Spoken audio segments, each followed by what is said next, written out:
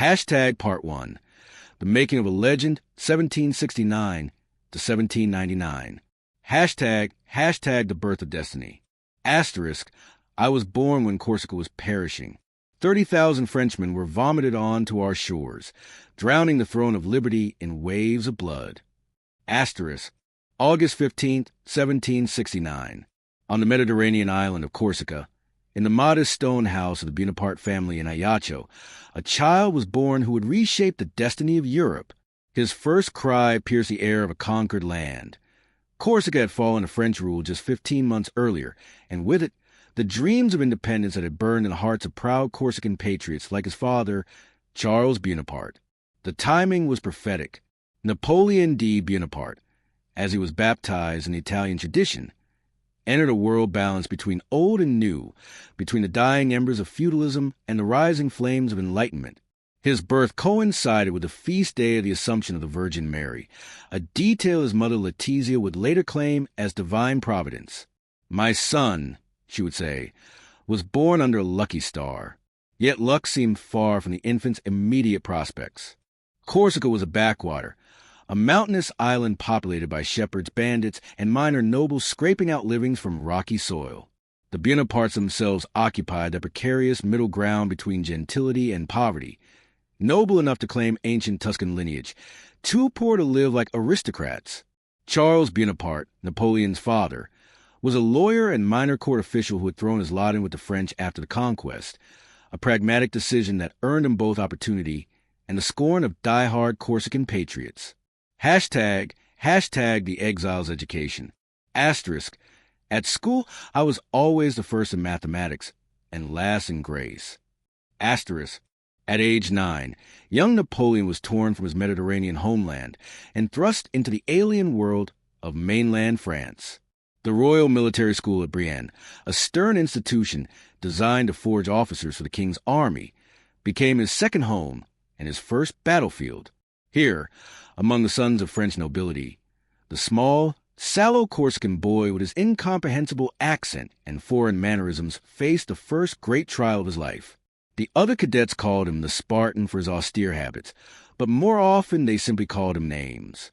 His Corsican origins made him an outsider in an institution built on French superiority. His poverty showed in his threadbare uniforms while his classmates wore silk. His accent betrayed him every time he spoke. Napoleon's straw in the nose. They taunted, mocking his pronunciation of his own name, but adversity forged strength. While his peers played at being gentlemen, Napoleon devoured books with the hunger of a starving man. The school library became his sanctuary, a place where he could commune with the heroes of antiquity who would inspire his entire life. Here he first encountered Plutarch's lives of the noble Greeks and Romans, absorbing the stories of Alexander the Great, who had conquered the known world by age 30, and Julius Caesar, who had crossed the Rubicon with a handful of loyal legions and made himself master of Rome. I lived alone in that school, Napoleon later recalled, as if I had been in exile. But exile taught him self-reliance. Mathematics became his forte.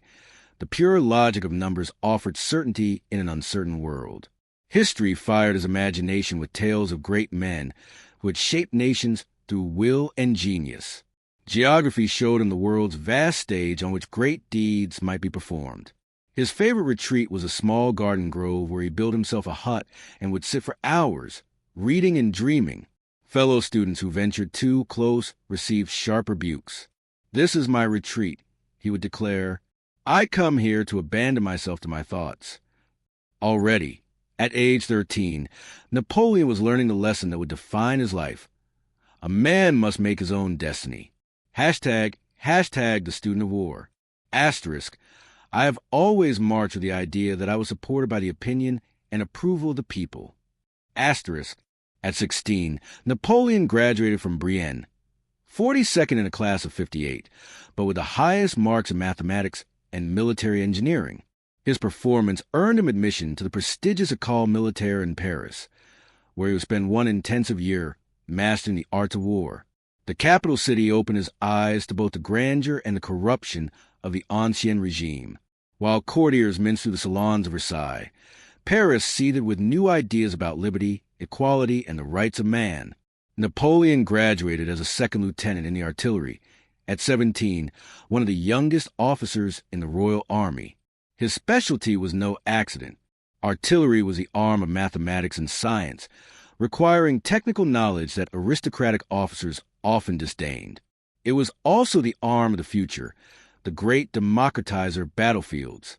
God fights on the side with the best artillery. Napoleon would later quip, understanding instinctively that firepower could overcome breeding. His first posting to the regiment of La Fère and Valence proved a time of intense self-education. While other young officers whored and gambled their way through provincial garrison duty, Napoleon read voraciously. Ancient history remained his passion. He copied out by hand lengthy passages from histories of Alexander, Caesar, and Charlemagne, analyzing their strategies and absorbing their lessons. Modern military theorists like Marshall Saxe and Frederick the Great joined his pantheon of heroes. But his readings extended far beyond military matters. Rousseau's social contract challenges assumptions about legitimate government. Voltaire's wit and skepticism sharpened his thinking about religion and tradition. The encyclopedia opened vistas of scientific and philosophical knowledge. "I read everything," he boasted, and nearly everything he read became ammunition for the revolutionary ideas beginning to stir in his sharp mind. Most significantly, he began to write. His early essays and stories reveal a mind already grappling with themes that would define his later career. The relationship between great men in their times, the role of genius in shaping history, the tension between individual ambition and collective good. In one telling passage from this period, he wrote, "Life is a light sleep. Fame is its dream. When death comes, all is over. The sleeper wakes." Hashtag the revolutionary's awakening. Asterisk. When the government violates the rights of the people, insurrection is, for the people and for each portion of the people, the most sacred of rights and the most indispensable of duties. Asterisk. The French Revolution erupted in 1789 like a volcano, sending shockwaves across Europe and into the heart of every thinking person.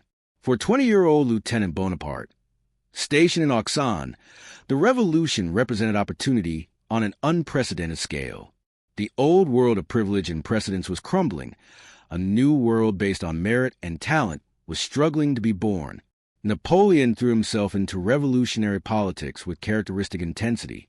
He devoured the pamphlets and newspapers that poured from Parisian presses, arguing passionately with fellow officers about the rights of man and the destiny of nations. Many aristocratic officers fled France or conspired against the new order. Napoleon embraced it as a fulfillment of Enlightenment ideals he had absorbed in his readings. His enthusiasm was not merely abstract. In 1793, when Royalist forces backed by the British Navy seized the vital port of Toulon, Napoleon saw his chance. The revolutionary government was desperate to retake the city, but conventional siege tactics had failed. Napoleon, still just a captain but armed with a brilliant plan, approached the commanding general with a proposal: place artillery on key high ground, and the city would fall within days. "Who is this young man who speaks with such authority?" demanded General de Gaumier. The answer came in the form of Napoleon's rapid promotion to major, then to lieutenant colonel, as his plan proved devastatingly effective. The Royalists abandoned Toulon after Napoleon's precisely positioned cannons made their position untenable. At 24, he had won his first victory and earned his first nickname, the Little Corporal. Hashtag the Corsican Patriot. Asterisk. I was then a stranger to France. I only served her because my first duty was to my family and my native land. Asterisk. Even as Napoleon embraced the French Revolution, his heart remained partly Corsican.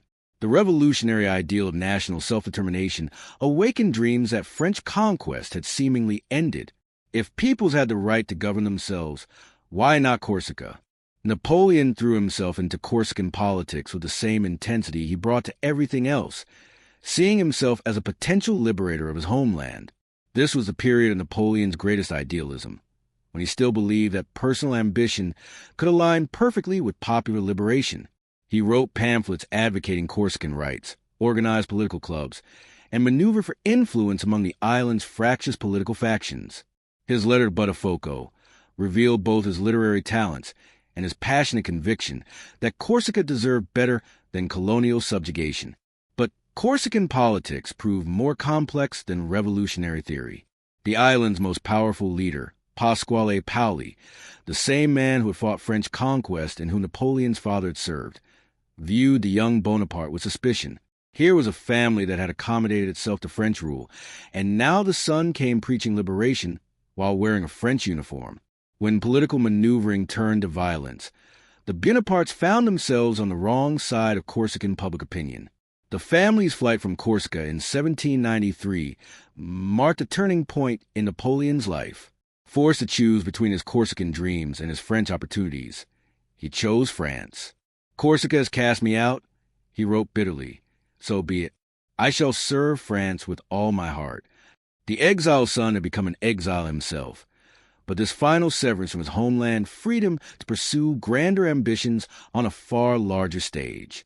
Hashtag the Italian Thunderbolt. Asterisk, soldiers, you are naked and ill-fed. I will lead you into the most fertile plains in the world. Rich provinces and great cities will be in your power.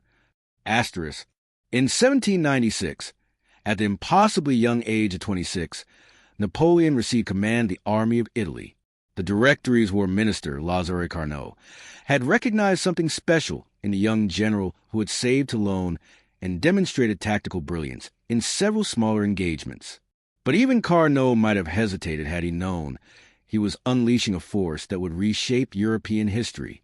Napoleon arrived to find an army in deplorable condition, unpaid, undersupplied, demoralized by months of futile campaigning in the rugged terrain between France and Austria. Many officers were older than their new commander, veterans who had learned warfare in the rigid school of 18th century tactics. They expected another by-the-book general, who would move armies like chess pieces and fight battles according to established rules. Instead, they encountered a phenomenon. Napoleon's first proclamation to his troops electrified them with its mixture of hard realism and soaring ambition. He acknowledged their suffering while promising glory and plunder. More importantly, he delivered on his promises with a series of victories that seemed to defy military logic. At Lodi, Napoleon personally aimed cannons at the retreating Austrian army, earning soldiers' respect and his enduring nickname, the Little Corporal. The bridge at Lodi became legendary not just as a tactical victory, but as a moment of personal revelation. "It was on the evening after Lodi," Napoleon later recalled, "that I realized I was a superior being and conceived the ambition of performing great things." The Italian campaign revealed all the elements of Napoleon's mature genius. His strategic conception was breathtaking, using speed and concentration to defeat larger armies in detail, striking at the joints between enemy forces before they could unite. His tactical innovations were equally impressive, combining artillery, infantry, and cavalry in fluid combinations that overwhelmed static defensive positions. But perhaps most importantly, the Italian campaign showed Napoleon's understanding of warfare's psychological dimension. He fought not just to win battles, but to capture imaginations. His bulletins to his troops read like epic poetry, transforming mundane military movements into heroic adventures. His proclamations to conquered peoples presented French armies as liberators bringing Enlightenment ideals to backward monarchies. Hashtag the hero's return. Asterisk, I found the crown of France lying on the ground, and I picked it up with my sword. Asterisk, when Napoleon returned to France in 1797, he found a nation transformed by his victories.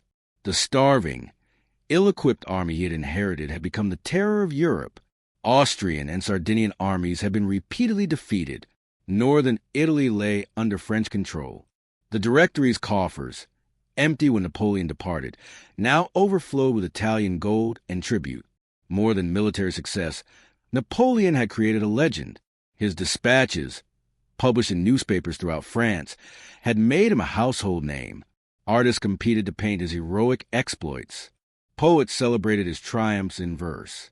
Common soldiers told stories of the Little Corporal, who shared their dangers and led them to victory after victory. Yet the hero's return revealed the limitations of military glory in an age of political instability. The Directory, the five-man executive that governed revolutionary France, viewed Napoleon's popularity with suspicion. Too much acclaim for individual generals had a way of breeding political ambitions dangerous to republican institutions. When Napoleon proposed an invasion of England, the Directory countered with an expedition to Egypt, glorious enough to maintain his reputation, distant enough to limit his political influence. The Egyptian campaign, 1798 to 1799, show Napoleon's imagination at its most grandiose.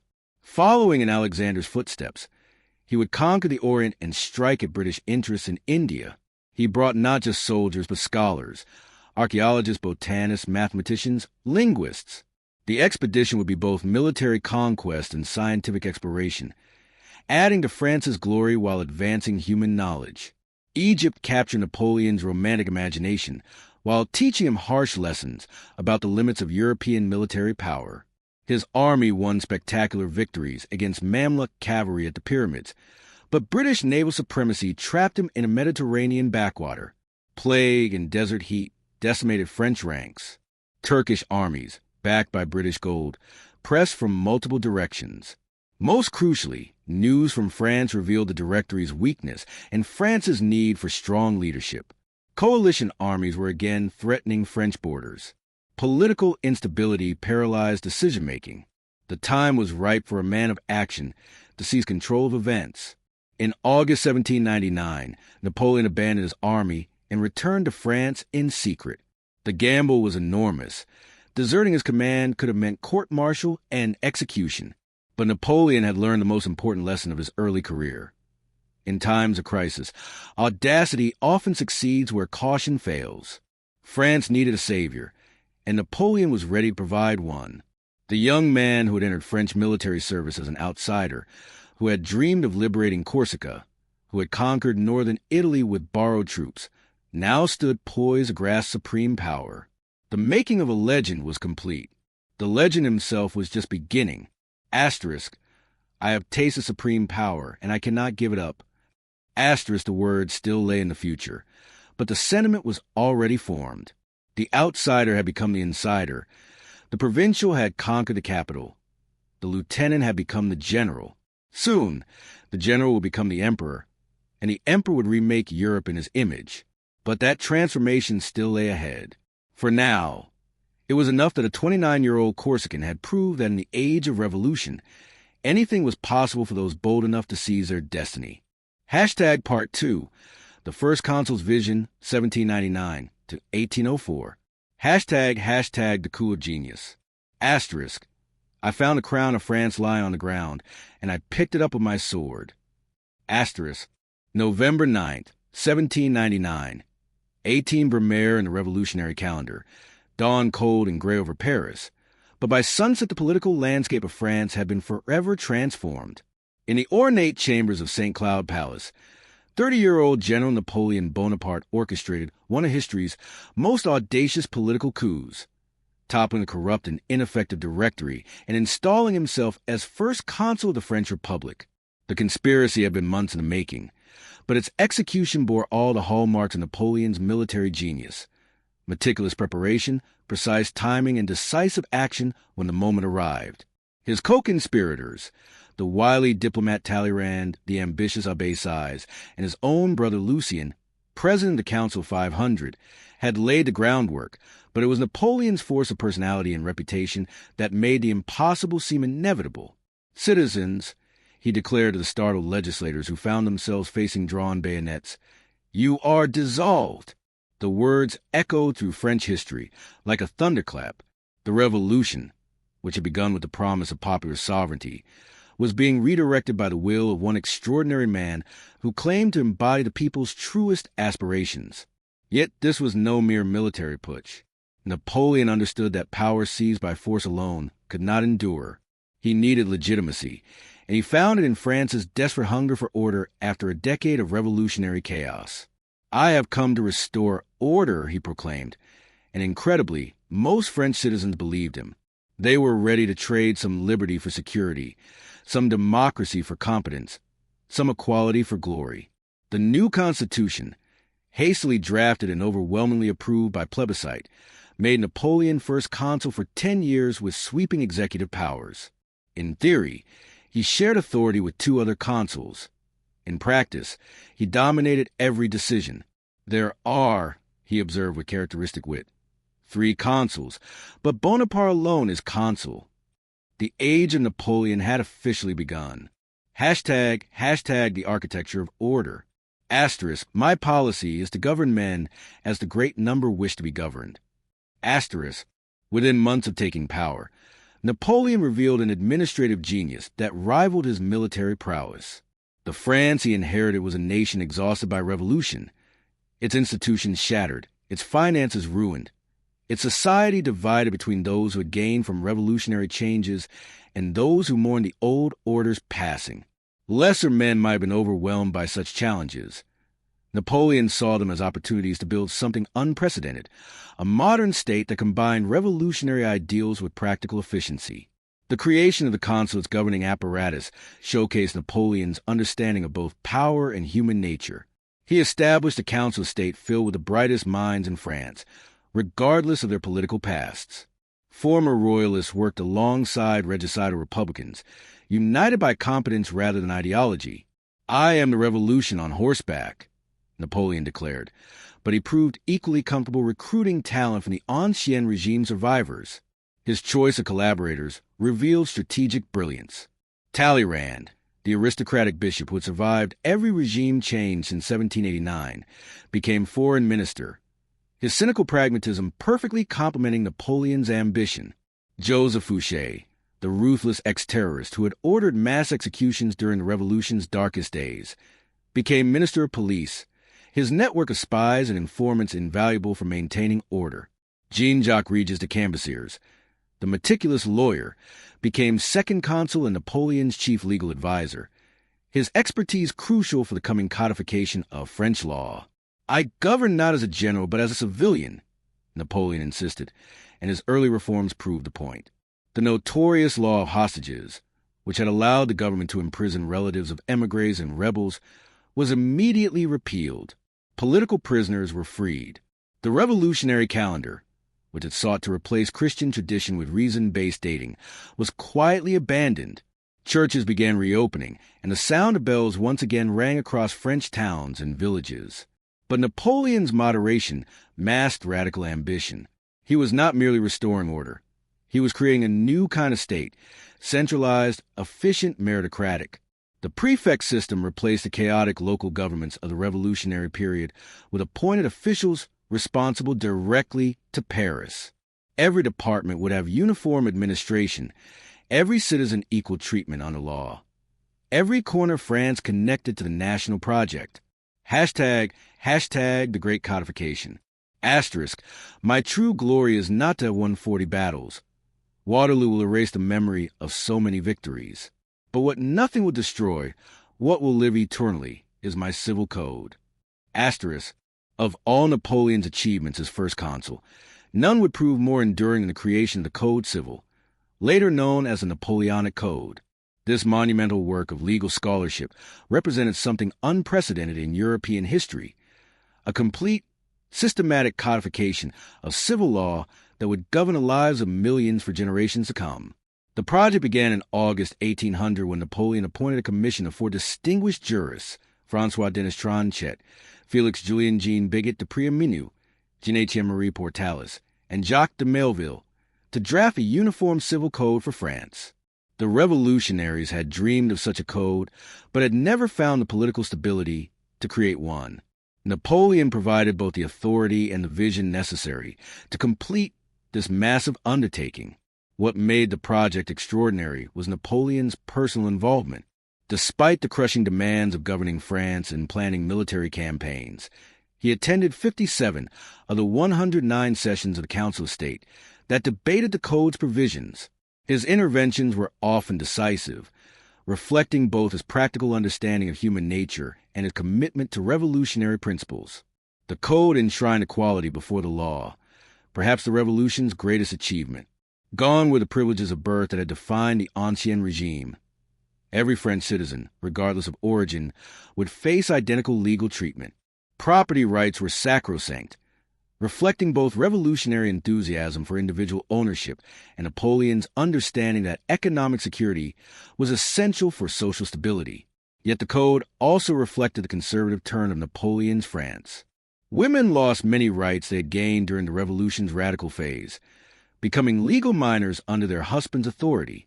Women should stick to knitting, Napoleon declared during one debate, revealing attitudes that would influence French society for generations. The code's treatment of family relations emphasized paternal authority and social order over individual freedom. Religious freedom was guaranteed, but carefully regulated. The code recognized marriage as both a civil contract and a sacrament, attempting to satisfy both secular Republicans and Catholic traditionalists. Divorce was permitted but made difficult, reflecting Napoleon's belief that stable families were essential for stable societies. The code's influence extended far beyond France's borders. As Napoleon's armies conquered Europe, they carried the code civil with them, introducing its principles to societies that had never experienced legal equality. Even after Napoleon's fall, many of these legal innovations survived, becoming the foundation for modern legal systems across Europe, Latin America, and beyond. Today, legal scholars estimate that over 70 countries' legal systems show significant influence from the Napoleonic Code. Hashtag the Concordat of Reconciliation. Asterisk.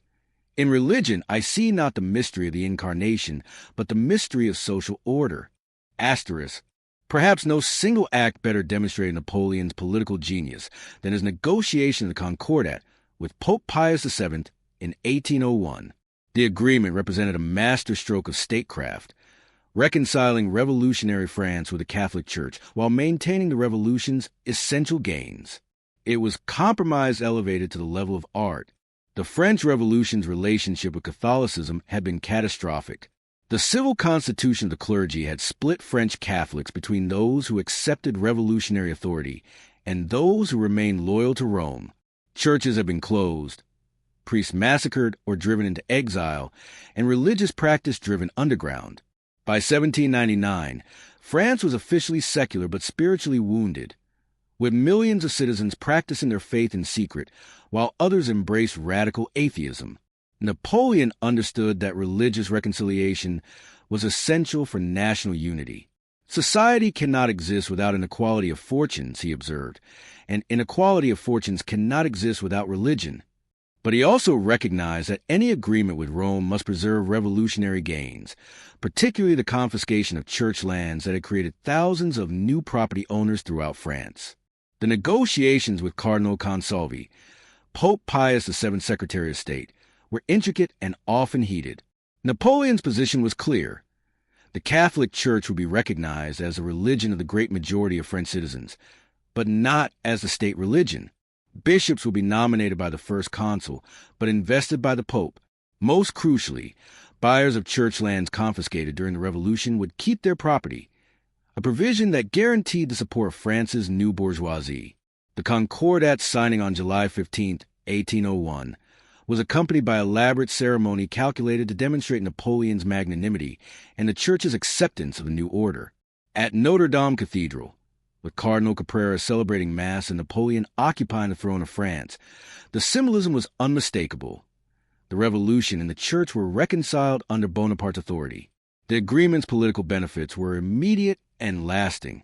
Catholic émigrés began returning to France, bringing wealth and talent with them. The Vade, scene of the Revolution's bloodiest civil war, accepted pacification. Rural France, where religious sentiment remained strong despite revolutionary upheavals, embraced Napoleon as a leader who had restored their spiritual heritage without sacrificing their material gains. But Napoleon had no intention of becoming the Church's servant. The Concordat was accompanied by the Organic Articles, unilaterally imposed regulations that severely limited papal authority in France. No papal bulls could be published without government approval. Clerical education was placed under state supervision. The Concordat, Napoleon explained, made him master in his own house while giving the appearance of religious orthodoxy. Hashtag the meritocratic revolution. Asterisk. Every French soldier carries in his cartridge pouch the baton of a Marshal of France. Asterisk. While legal and religious reforms established the consulate's legitimacy, Napoleon's creation of a merit-based society represented perhaps his most radical departure from European tradition. The Ancien regime had been built on hereditary privilege, Revolutionary France had often elevated mediocrity in the name of equality. Napoleonic France would reward talent wherever it was found. The establishment of the Legion of Honor in May 1802 symbolized this transformation. Despite fierce opposition from Republican idealists who saw any honor system as a betrayal of revolutionary equality, Napoleon insisted that recognition of merit was essential for social progress. "It is by baubles that men are led," he observed cynically, but the Legion of Honor was more than mere decoration. It was a visible sign that the new France valued achievement over ancestry. The education system Napoleon created reflected the same meritocratic principles. The law of May 1, 1802, established a comprehensive network of secondary schools, the lycées, designed to train France's future leaders. Admission was competitive. Curricula emphasized mathematics and science alongside classical studies, and the best graduates would advance to higher education regardless of family background. "My object is to secure for France a body of citizens devoted to the state," Napoleon explained, and the lycées delivered exactly that. Within a generation, France possessed the most educated population in Europe, with literacy rates far exceeding those of neighboring countries. The Grandes Écoles, specialized institutions for training engineers, administrators, and military officers, produced cadres of technically competent professionals who would serve France for decades to come. The transformation of French society under the consulate was visible everywhere. In government ministries, talented administrators replaced political appointees. In the army, promotion by merit rather than birth became standard practice. In commerce and industry, entrepreneurs flourished under stable laws and rational administration. Even in the arts, Napoleon's patronage attracted the finest talents. Painters like Jacques-Louis David created visual propaganda of unprecedented power, while architects like Pierre-Alexandre Vignon designed monuments celebrating the new regime's glory. Hashtag the economic renaissance. Asterisk, I fear 3 newspapers more than 100,000 bayonets. Asterisk, Napoleon understood that political power without economic prosperity was ultimately unsustainable. The France he inherited in 1799 was financially ruined, its currency worthless, its trade disrupted by war and revolution. Within 5 years, he had restored France's economic health and positioned it for unprecedented expansion. The creation of the Bank of France in 1800 provided the financial foundation for recovery. Unlike the revolutionary government's paper money, which had become worthless through inflation, the new franc was backed by gold and silver reserves. The bank's monopoly on note issue restored confidence in French currency, while its careful lending practices supported legitimate commerce while discouraging speculation. Tax collection, chaotic under the Directory, was systematized and made efficient. The land tax fell most heavily on rural property owners, the very people who had benefited from purchasing confiscated church and émigré lands. Urban commercial taxes supported growing trade and manufacturing. Most importantly, collection was regular and predictable, allowing businesses to plan for the future.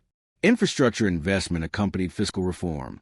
The roads Napoleon built served military purposes, allowing rapid troop movements across France and into neighboring countries. But they also facilitated commerce, connecting agricultural regions with urban markets and enabling the exchange of goods on an unprecedented scale.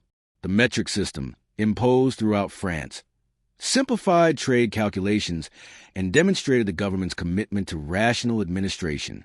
Industrial development accelerated under Napoleonic patronage. Textile manufacturing, centered in Lyon and northern France, benefited from stable currency and expanding markets. The continental system, though primarily designed to weaken Britain, also protected French industry from foreign competition while opening European markets to French goods. By 1804, France was experiencing economic growth that would continue throughout the Napoleonic era. Hashtag the consul for life. Asterisk, the French people confided their interests to me. I will not betray that trust. Asterisk, by 1802, Napoleon's achievements had made him indispensable to France. The Treaty of Amiens brought peace with Britain, while victories over Austria had secured France's natural frontiers along the Rhine. Internal order was restored, the economy was recovering, and French prestige was higher than it had been since the reign of Louis XIV. A grateful nation was ready to reward its savior with even greater power. The plebiscite of May 1802, which made Napoleon consul for life, represented both a triumph of popular democracy and its effective negation. Over 3.5 million Frenchmen voted yes, while fewer than 9,000 voted no, a mandate so overwhelming that it seemed to justify any exercise of power. Napoleon had learned to make dictatorship popular by making it effective. The new constitution gave Napoleon powers that were imperial in all but name. He could name his successor, negotiate treaties without legislative approval, and pardon criminals at will. The Senate and Tribunate were reduced to advisory roles, while the legislative body could only approve or reject bills without debate. The Constitution, Napoleon observed with satisfaction, is based on the true principles of representative government. Yet Napoleon maintained the forms of republicanism even as he drained them of substance. Elections continued to be held, though candidates were selected from lists approved by the government. The press remained free to discuss literature and science, while political commentary was carefully supervised. Civil liberties were respected for citizens who avoided political opposition. It was, in the phrase of one contemporary observer, despotism mitigated by epigrams. The consul for life was already planning his next transformation. Imperial symbols began appearing in official ceremonies. Napoleon's image, modeled on Roman emperors, decorated public buildings. Court etiquette became increasingly elaborate. The machinery of monarchy was being assembled while the rhetoric of republicanism was maintained. But there was genuine substance behind the ceremonial preparations. Napoleon's domestic achievements had given France something it had lacked since 1789, a government that could actually govern. Laws were enforced, taxes collected, order maintained. The revolutionary dream of rational administration had become Napoleonic reality. As 1804 approached, France faced a choice between consolidating these gains under continued consular rule or taking the final step toward open monarchy. Napoleon's preference was clear, but he understood that legitimacy required popular consent. The plebiscite that would soon make him emperor was already being prepared, and its outcome was as predictable as the sunrise. The first consul had kept his promise to restore order. Now the future emperor would promise to restore glory. France, weary of revolution but hungry for greatness, was ready to follow wherever Napoleon chose to lead. The foundation had been laid. The edifice of empire could begin to rise. Asterisk, I have come to close the chasm of revolution and to found institutions. Asterisk, the words were prophetic. The chasm was indeed closed, the institutions founded. What remained was to see whether the man who had accomplished so much in 5 short years could maintain his creation against the hostility of all Europe and the weight of his own ambition. Part 3. The Emperor's Crown, 1804 to 1807. Hashtag the coronation of destiny. Asterisk, I am not a man like other men. The laws of morality do not apply to me. Asterisk, December 2nd, 1804.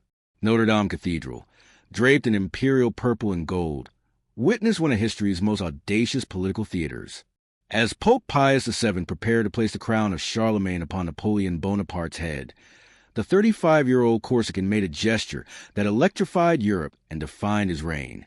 He took the crown from the Pope's hands and placed it upon his own head. In that singular moment, Napoleon declared to the world that he owed his power to no man, no institution, no divine authority save his own will and genius. The symbolism was profound and calculated.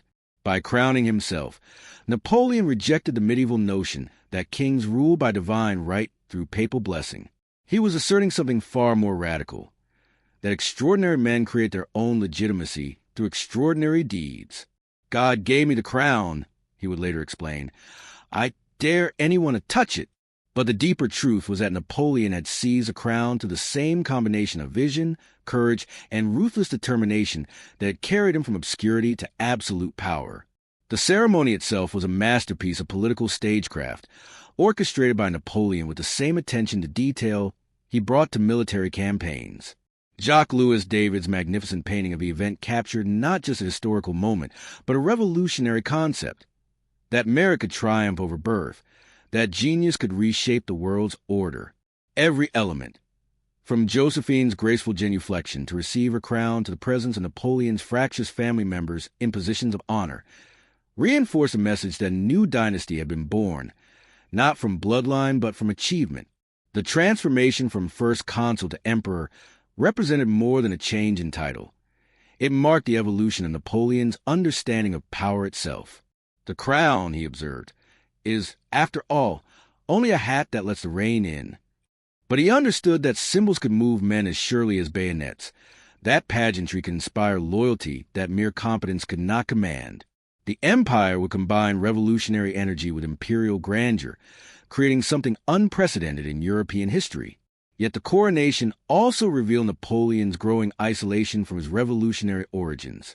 The men who had fought alongside him in the early campaigns, who had called him simply Bonaparte or the Little Corporal, now found themselves required to use elaborate court protocols when addressing his imperial majesty. The egalitarian spirit of the Republic was giving way to the hierarchical requirements of empire, and Napoleon was learning that absolute power, however brilliantly exercised, came at the price of genuine human connection. Hashtag the Grande Armée. Instrument of destiny. Asterisk, I can replace the men, but I cannot replace the time.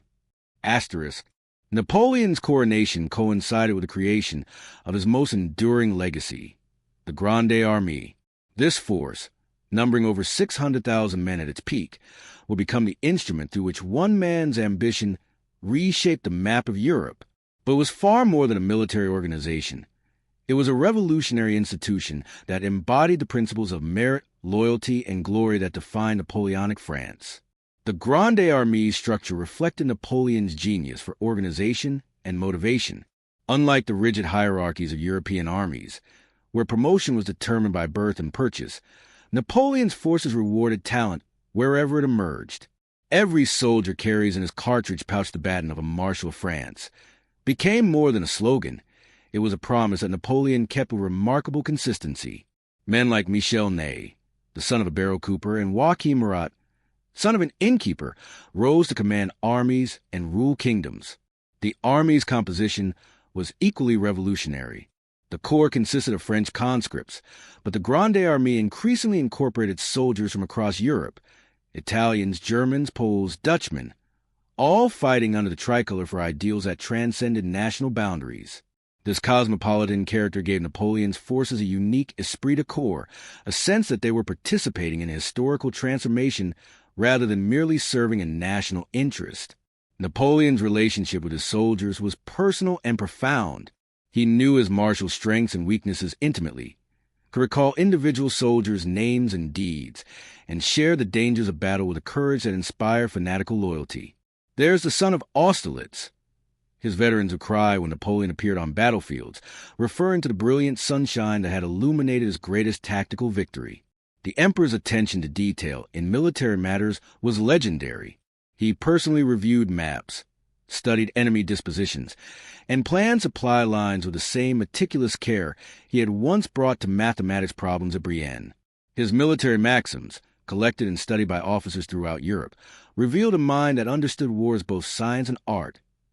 The whole art of war consists in a well-reasoned and extremely circumspect offensive, followed by rapid and audacious attack. But perhaps most importantly, Napoleon understood that modern warfare was as much about morale as material. His bulletins to the army, dictated while on horseback between battles, transformed military campaigns into epic narratives where ordinary soldiers became heroes in a grand historical drama.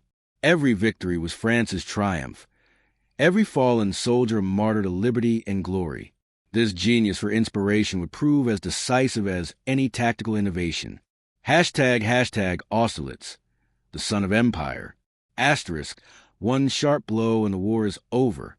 Asterisk, December 2nd, 1805, exactly 1 year after his coronation, Napoleon fought the battle that would define his military reputation for posterity.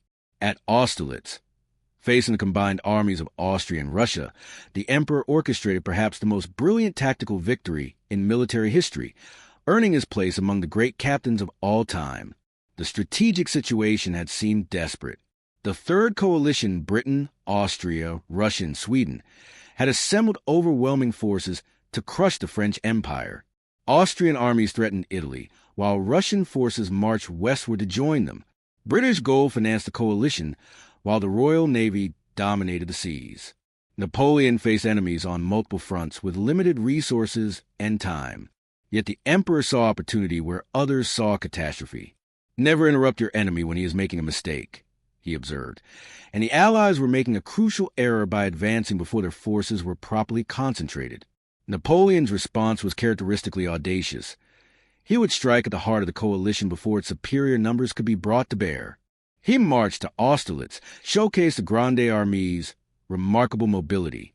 In a series of forced marches that covered over 500 miles in just 40 days, Napoleon moved his entire army from the English Channel to the heart of Austria, bewildering enemies who had expected conventional, ponderous movements. The speed of French movements earned Napoleon's forces a new nickname, the Army of Eagles, referring both to their standards and their ability to swoop down upon enemies like birds of prey. The battle itself was a masterpiece of tactical deception. Napoleon deliberately weakened his right flank, positioning troops on the commanding Pratzen Heights in a way that invited attack. When the Allies took the bait, concentrating their forces against what they perceived as Napoleon's weakness, the Emperor launched his masterstroke, a devastating assault up the heights that split the Allied army in two. "Soldiers," Napoleon proclaimed to his troops on the eve of battle, "I shall myself direct all your battalions. I shall keep out of fire if, with your accustomed valor, you carry disorder and confusion into the enemy's ranks. But should victory for a moment be uncertain, you shall see your emperor expose himself in the front rank." The promise proved unnecessary. The victory was so complete that Allied resistance collapsed within hours. The tactical brilliance of Austerlitz lay not just in its execution, but in its psychological impact. By defeating two emperors, Francis I of Austria and Alexander I of Russia, Napoleon established himself as Europe's premier military genius. The Holy Roman Empire, which had endured for over 1,000 years, dissolved in the aftermath of defeat. Austria was forced to cede territory and pay massive indemnities. Russia retreated beyond its borders, chastened and demoralized. The battle's influence extended far beyond immediate military consequences. Austerlitz became synonymous with tactical genius, studied in military academies worldwide. The phrase "the son of Austerlitz" entered European vocabulary as a metaphor for brilliant success against overwhelming odds. For Napoleon personally, Austerlitz represented the moment when his strategic vision achieved perfect execution, proof that one man's genius could indeed reshape the destiny of nations. Hashtag the continental system, economic warfare. Asterisk, England is a nation of shopkeepers. Asterisk, following his triumph at Austerlitz, Napoleon faced a strategic dilemma that would ultimately prove decisive for his empire's fate. Britain remained unconquered, protected by the English Channel and the world's most powerful navy. Unable to achieve military victory through invasion, Napoleon conceived an alternative strategy of unprecedented scope and ambition. He would strangle British commerce through economic warfare, forcing the island nation to accept French hegemony through commercial pressure rather than military conquest. The Continental System, formally proclaimed to the Berlin Decree of November 21, 1806, represented Napoleon's most audacious attempt to transform economic relationships into instruments of political power. By forbidding all European trade with Britain, Napoleon sought to create a continental economy centered on France, with himself as economic dictator of Europe. "I want to conquer the sea by the power of the land," he declared, inverting centuries of strategic wisdom. The system's theoretical foundation was sound. Britain depended on European markets for both raw materials and finished goods. British industry required continental consumers to absorb its expanding production. If Napoleon could close European ports to British commerce while opening them to French trade, he could simultaneously weaken his greatest enemy while strengthening his own economic base. Implementation, however, proved far more complex than conception. The continental system required the cooperation of every European government, the compliance of thousands of merchants, and the enforcement capabilities of vast bureaucratic apparatus. Smuggling became endemic, with British goods entering continental markets through neutral ports, overland routes, and corrupt officials. The very prosperity that made European trade valuable also created powerful incentives to circumvent Napoleon's prohibitions. The system's economic effects were mixed but significant. French industry, protected from British competition, experienced rapid growth in textiles, metallurgy, and luxury goods. Cities like Lyon, Strasbourg, and Milan became major manufacturing centers. The integration of European markets under French leadership created economic relationships that would outlast Napoleon's political control, but the costs were equally substantial. Consumer prices rose throughout continental Europe as British goods became scarce. Traditional trading relationships were disrupted, creating resentment among merchant classes who had prospered under previous arrangements. Most dangerously for Napoleon, enforcement of the system required increasingly intrusive controls over European economic life, transforming him from liberator to oppressor in the eyes of many subjects. The continental system also revealed Napoleon's evolving understanding of power itself. Military conquest had brought him control over European governments, but economic dominance required something more subtle and pervasive: the ability to shape how millions of people lived their daily lives.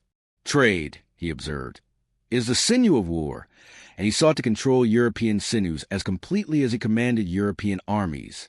Hashtag the restructuring of Europe. Asterisk, I am the successor, not of Louis XVI, but of Charlemagne.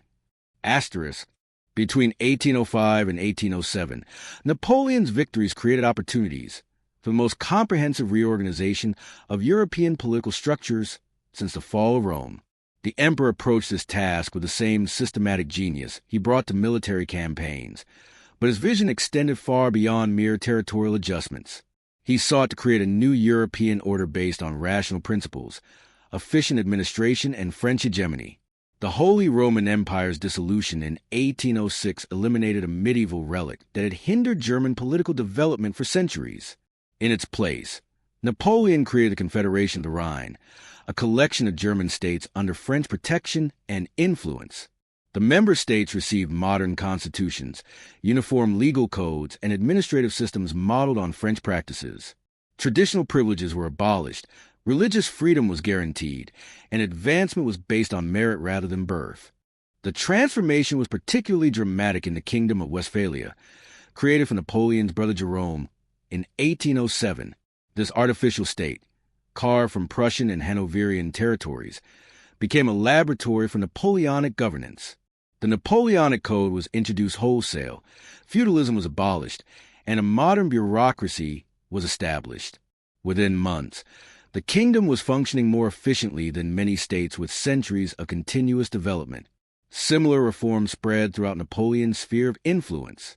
The Kingdom of Italy, with Napoleon's stepson Eugene de Beauharnais as viceroy, implemented comprehensive legal and administrative modernization. The Grand Duchy of Warsaw, created from Prussian Poland, offered Polish patriots hope for eventual national resurrection while serving French strategic interests. Each new state became a showcase for Napoleonic principles and a bulwark against traditional European powers. Napoleon's approach to European restructuring revealed his debt to Enlightenment political theory. Like the philosophes, he believed that rational institutions could transform human societies, that proper laws and administration could overcome centuries of traditional backwardness. But unlike the theorists, Napoleon possessed the power to implement his vision on a continental scale. The results were often remarkable. Legal equality replaced hereditary privilege across much of Europe. Religious tolerance became standard policy in previously intolerant societies. Economic barriers were reduced or eliminated, facilitating trade and prosperity. Educational opportunities expanded dramatically as French-style lycées and universities were established throughout the empire. Yet Napoleon's European order was ultimately unstable because it depended entirely on French military power and his personal authority. The satellite kingdoms were run by his relatives and marshals, creating a vast nepotistic network that substituted personal loyalty for institutional legitimacy. Local populations, initially welcoming French liberation from traditional oppression, gradually came to resent French domination of their affairs. Hashtag the marshals, Brotherhood of Eagles. Asterisk, I made my generals out of mud. Asterisk, No aspect of Napoleon's genius was more evident than his ability to identify, develop, and deploy exceptional military talent. The creation of the Marshallate in 1804, 18 officers elevated to France's highest military dignity, represented both a reward for past service and an investment in future campaigns. These men, drawn from diverse backgrounds but united by ability and loyalty, became extensions of Napoleon's strategic will across European battlefields. The original 18 marshals reflected the social transformation that Napoleon had wrought in France. André Messina, son of a wine merchant, had learned warfare through experience rather than formal education. Michel Ney, the bravest of the brave, came from humble origins in the Saar region. Jean-Baptiste Bernadotte, future King of Sweden, began his career as a common soldier. These men owed their elevation not to birth but to demonstrated competence, creating bonds of loyalty that traditional aristocratic hierarchies could not match. Each marshal developed distinctive military specialties that Napoleon exploited with chess master precision. Messina became the master of defensive warfare, earning Napoleon's praise as a child of victory. Ney excelled at rearguard actions and desperate assaults, repeatedly saving French armies through personal courage and tactical brilliance. Louis Nicolas Davout, the Iron Marshal, commanded the Grande Armée's most reliable corps, never losing a battle under Napoleon's direct command. The Marshal's relationship with Napoleon was complex and intensely personal. He treated them with familial intimacy, calling them by their first names and sharing the dangers of battle alongside them. Yet he also maintained rigid discipline, dismissing or demoting officers who failed to meet his exacting standards. "I am more afraid of my own heart than of the enemy," he had once confided, and this emotional distance allowed him to use even his closest associates as instruments of imperial policy. Their collective performance between 1805 and 1807 was extraordinary. At Jena Auerstedt, Davout's single corps defeated the main Prussian army, while Napoleon engaged a smaller force, demonstrating the tactical independence that made the martial system so effective. At Eylau, Ney's timely intervention saved Napoleon from potential disaster, showing the mutual support that characterized the Grande Armée at its peak. The marshals also served as Napoleon's proconsuls, governing conquered territories and spreading French influence throughout Europe. Murat's flamboyant leadership in the Peninsular War, Soult's administration of Andalusia, and Bernadotte's eventual rule in Sweden all demonstrated their ability to exercise independent authority while remaining loyal to Napoleon's larger vision.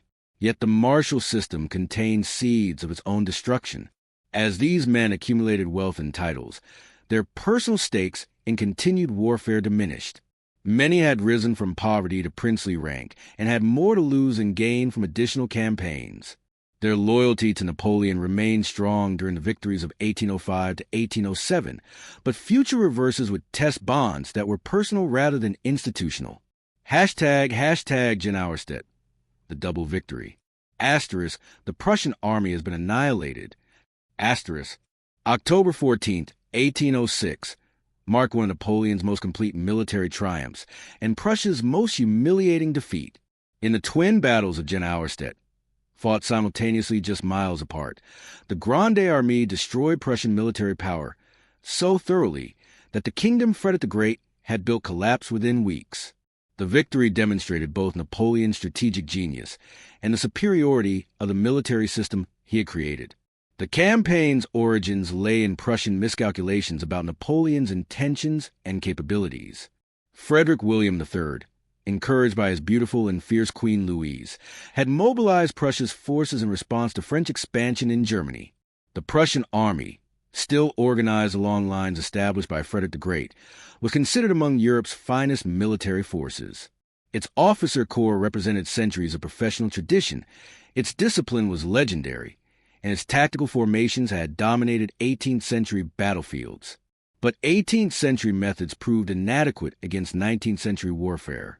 Napoleon's preliminary movements confused and divided Prussian forces, preventing them from concentrating their strength. The Grande Armée's superior mobility allowed Napoleon to position his forces between the separated Prussian armies, setting up opportunities for decisive engagement on favorable terms. At Jena, Napoleon personally commanded 96,000 men against Prince Hohenlohe's 38,000 Prussians. The battle became a demonstration of tactical superiority as French columns, supported by mass artillery, systematically destroyed Prussian linear formations. The psychological impact was devastating. Prussia's military reputation, built over generations, crumbled in a single morning. Simultaneously, at Auerstedt, Marshal Davout achieved an even more remarkable feat with just 26,000 men. His 3 corps defeated the main Prussian army of 63,000 under the Duke of Brunswick.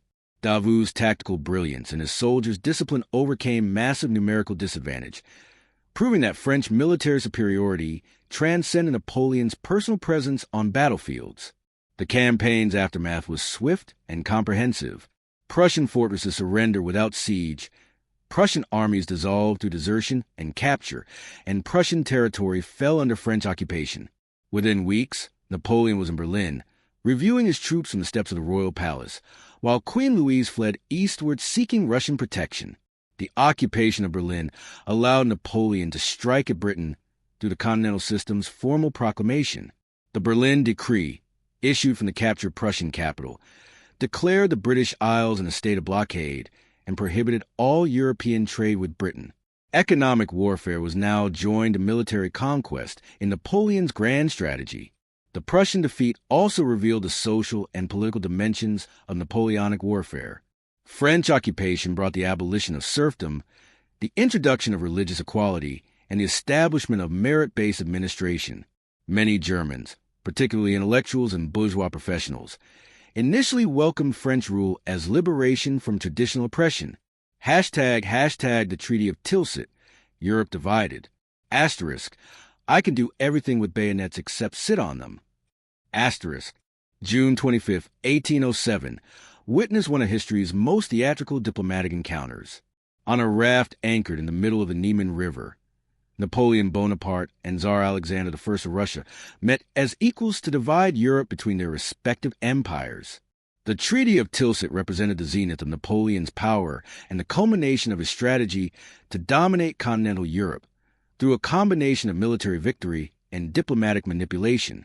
The meeting staging was carefully orchestrated to emphasize both emperors' equal dignity while subtly acknowledging Napoleon's superior position. The raft, decorated with pavilions for private negotiations, floated on neutral waters between French-occupied territory and Russian-controlled land. Alexander, tall and handsome in his elaborate uniform, represented Europe's oldest autocratic tradition.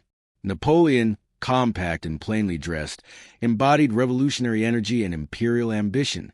Their private conversations, conducted without witnesses, remain one of history's great diplomatic mysteries.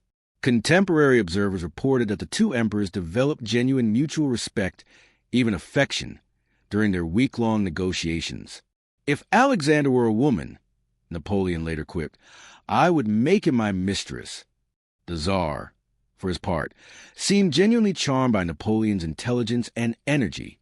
The treaty's terms reflected Napoleon's dominant position, while offering Alexander sufficient compensation to accept French hegemony in Western Europe.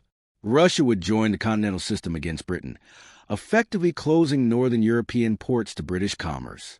In return, Napoleon would support Russian expansion into Finland and recognize Russian claims in the Balkans. Most significantly for European balance, Prussia would be dismembered, losing half its territory and population. The creation of the Grand Duchy of Warsaw from Prussian Poland served multiple Napoleonic objectives simultaneously. It provided a buffer state against both Prussia and Russia, created a potential base for future operations, and offered Polish patriots hope for eventual independence. Marshal Davout was installed as governor, ensuring that the strategic territory would remain under French control while implementing Napoleonic administrative reforms. The treaty also established a personal relationship between the two emperors that would prove crucial for European stability over the following 5 years. Alexander agreed to mediate between France and Britain, offering Napoleon the possibility of achieving through diplomacy what military force had been unable to accomplish. In return, Napoleon recognized Russian spheres of influence while maintaining French dominance in Central and Western Europe. The immediate results of Tilsit were spectacular. Britain found itself diplomatically isolated, facing a continental Europe united under French leadership. Prussia was reduced to a minor power, its army limited to 42,000 men, and its territory occupied by French garrisons. Austria remained neutral but intimidated, recognizing that resistance to Napoleon would be futile without Russian support. For Napoleon personally, Tilsit represented the realization of ambitions that had seemed impossible just 8 years earlier. The Corsican artillery officer had become master of continental Europe, feared by enemies and courted by allies. His empire stretched from Hamburg to Rome, from Madrid to Warsaw. Kings and emperors sought his favor while ministers and generals competed for his attention. Yet Tilsit also marked the beginning of problems that would eventually destroy Napoleon's empire. The continental system's enforcement required constant vigilance and frequent military intervention. The satellite kingdoms needed continuous financial and military support. Most dangerously, the alliance with Russia was based on personal relationships rather than permanent interests, making it vulnerable to changing circumstances and shifting loyalties. As 1807 ended, Napoleon stood at the summit of power and prestige. The next phase of his career would test whether the empire he had created through genius and energy could be maintained through the more prosaic demands of administration and diplomacy. The sun of Austerlitz still shone brightly, but shadows were already beginning to gather on the horizon of imperial ambition. Asterisk, I am surrounded by priests who repeat incessantly that their kingdom is not of this world, and yet they lay their hands on everything they can get. Asterisk, the observation was characteristically cynical, but revealed Napoleon's growing understanding that power, once achieved, created its own demands and limitations. The emperor had conquered Europe. Now he would discover whether Europe could be governed by one man's will, however extraordinary that will might be. Hashtag Part 4. Master Europe, 1807 to 1812. Hashtag the height of imperial power. Asterisk, I have made all the calculations. Fate will do the rest. Asterisk, in the 5 years following Tilsit, Napoleon Bonaparte reached heights of power that few men in history have achieved. From his gilded throne in the Tuileries Palace, the emperor commanded an empire stretching from the Atlantic to the Niemen, from the North Sea to the Mediterranean. Kings sought his approval, ministers competed for his attention, and millions of Europeans lived under laws he had written. Yet this period of unprecedented dominance also contained the seeds of catastrophe that would ultimately destroy him. The empire Napoleon governed by 1810 was a revolutionary creation disguised in imperial robes. Unlike the sprawling, loosely connected dominions of previous European empires, Napoleon's realm was systematically organized and centrally controlled. The same legal code governed citizens from Amsterdam to Naples. The same administrative system operated from Hamburg to Rome. Roads, canals, and telegraph lines created a communications network that allowed Paris to coordinate policies across continental Europe with unprecedented efficiency. The human cost of this achievement was enormous, but largely invisible to contemporaries dazzled by imperial grandeur. Constant warfare had claimed hundreds of thousands of French lives, while conscription annually drained the countryside of its youngest and strongest men. The continental system's enforcement required a vast police apparatus that monitored not just political dissidents, but ordinary merchants whose trade violations threatened imperial policy. Yet France itself prospered under Napoleon's rule, its industry protected from British competition, while its armies brought home the wealth of conquered nations. Napoleon's personal routine during these years reflected both his extraordinary energy and his growing isolation from ordinary human experience. Rising at dawn, he would spend hours reviewing reports from across Europe, dictating responses that demonstrated his mastery of detail in matters ranging from troop movements to tax collection. His secretary struggled to keep pace with a mind that could shift seamlessly from grand strategy to administrative minutiae, from diplomatic negotiations to military logistics. The emperor's relationship with his own family during this period revealed the tensions between personal affection and imperial necessity. His brothers and sisters, elevated to thrones across Europe, often chafed at their subordinate status, wanting the privileges of royalty without its responsibilities to French interests. Joseph's ineffective rule in Spain, Louis's resistance to continental system enforcement in Holland, and Jerome's extravagant court in Westphalia all demonstrated the limitations of nepotistic governance, even when supervised by genius. Hashtag the literary emperor. Asterisk, I am surrounded by priests who repeat incessantly that their kingdom is not of this world, and yet they lay their hands on everything they can get. Asterisk. Few aspects of Napoleon's character were more revealing than his voracious appetite for literature and his sophisticated understanding of its political power. Throughout his reign, even during the most demanding military campaigns, Napoleon carried books in his traveling library and spent hours reading works that ranged from ancient history to contemporary poetry. This intellectual engagement was not mere dilettantism, but a crucial component of his leadership philosophy. Ossian's supposed ancient Celtic poetry remained Napoleon's favorite reading throughout his imperial years. The melancholy, heroic verses of this fabricated bard, actually the creation of Scottish poet James Macpherson, appealed to Napoleon's romantic sensibilities while reinforcing his sense of destiny. He often quoted Ossian during campaigns, finding in its themes of glory, sacrifice, and inevitable doom a reflection on his own titanic ambitions. The fact that Ossian was largely fictional seems not to have bothered Napoleon. Like many aspects of his rule, he preferred inspiring myths to prosaic truths. Classical literature continued to shape Napoleon's self-understanding and public presentation. He frequently compared himself to Caesar, Alexander, and Charlemagne, not merely for propagandistic purposes, but because he genuinely saw himself as heir to their traditions of world-conquering leadership. His personal copy of Plutarch's Lives, annotated in his own hand, revealed a mind constantly seeking lessons from history's great figures. "I am not a man like other men," he declared, and his reading convinced him that extraordinary individuals operated by different moral and political rules than ordinary mortals. Contemporary writers found themselves both attracted and repelled by Napoleon's magnetic personality. Germaine de Staël, the brilliant salon hostess and novelist, became one of his most articulate critics, arguing that genius without moral restraint was ultimately destructive. Her novel Corinne contained thinly veiled criticisms of Napoleon's authoritarianism, earning her exile from France. Yet even in exile, she remained fascinated by the emperor's complexity, writing that he was neither good nor evil, but something apart from ordinary human nature. Goethe's relationship with Napoleon was more complex and ultimately more revealing. The great German writer met the emperor at Erfurt in 1808 and came away deeply impressed by Napoleon's intellectual range and cultural sophistication. "There's a man," Goethe exclaimed, recognizing in Napoleon a kindred spirit who understood the power of ideas to shape reality. Yet Goethe also recognized the dangers inherent in such concentrated power, later writing that Napoleon was a summary of the world, but also a force that threatened to consume everything in its path. The emperor's patronage of the arts revealed both his aesthetic sensibilities and his understanding of culture as a tool of statecraft.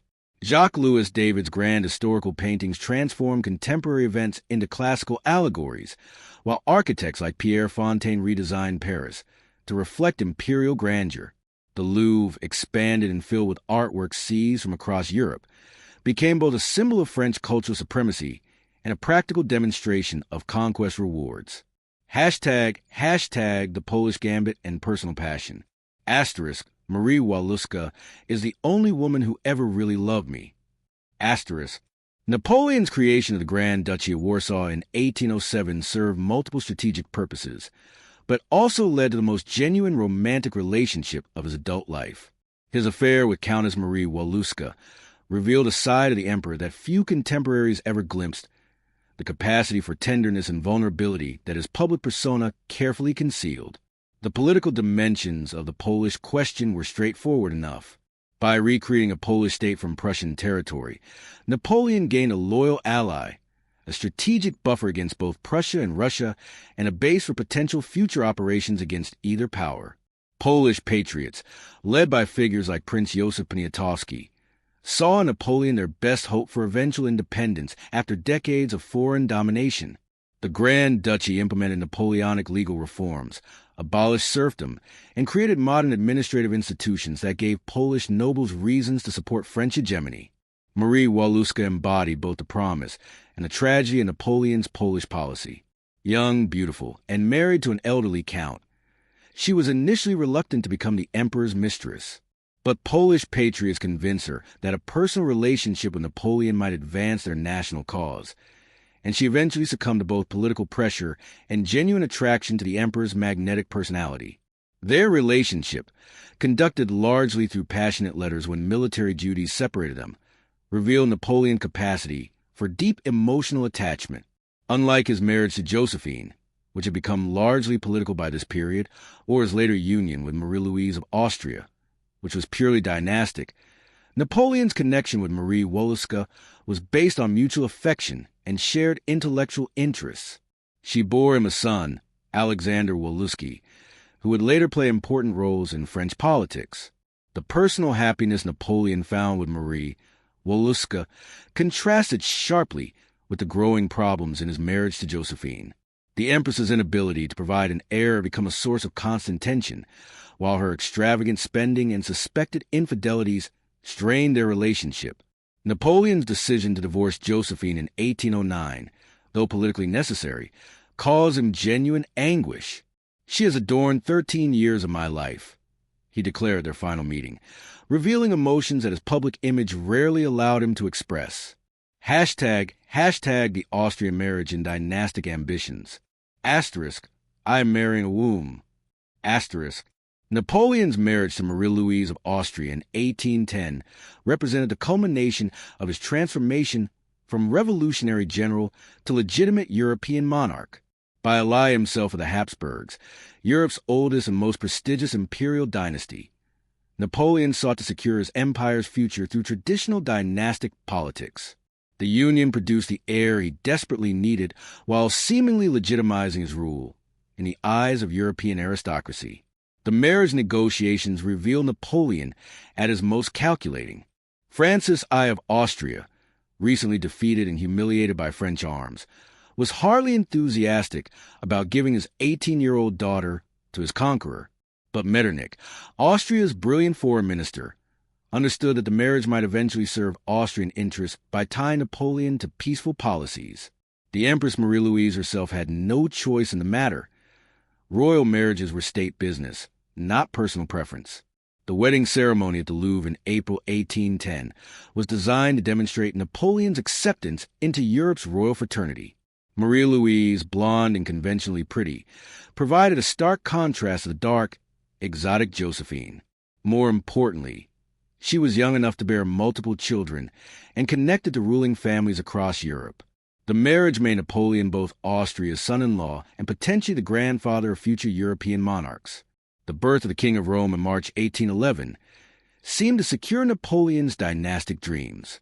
The infant, declared heir to the French Empire and given the title of King of Rome, echoing Charlemagne's son, represented the fusion of revolutionary achievement with imperial tradition. Napoleon's joy at becoming a father was genuine and touching.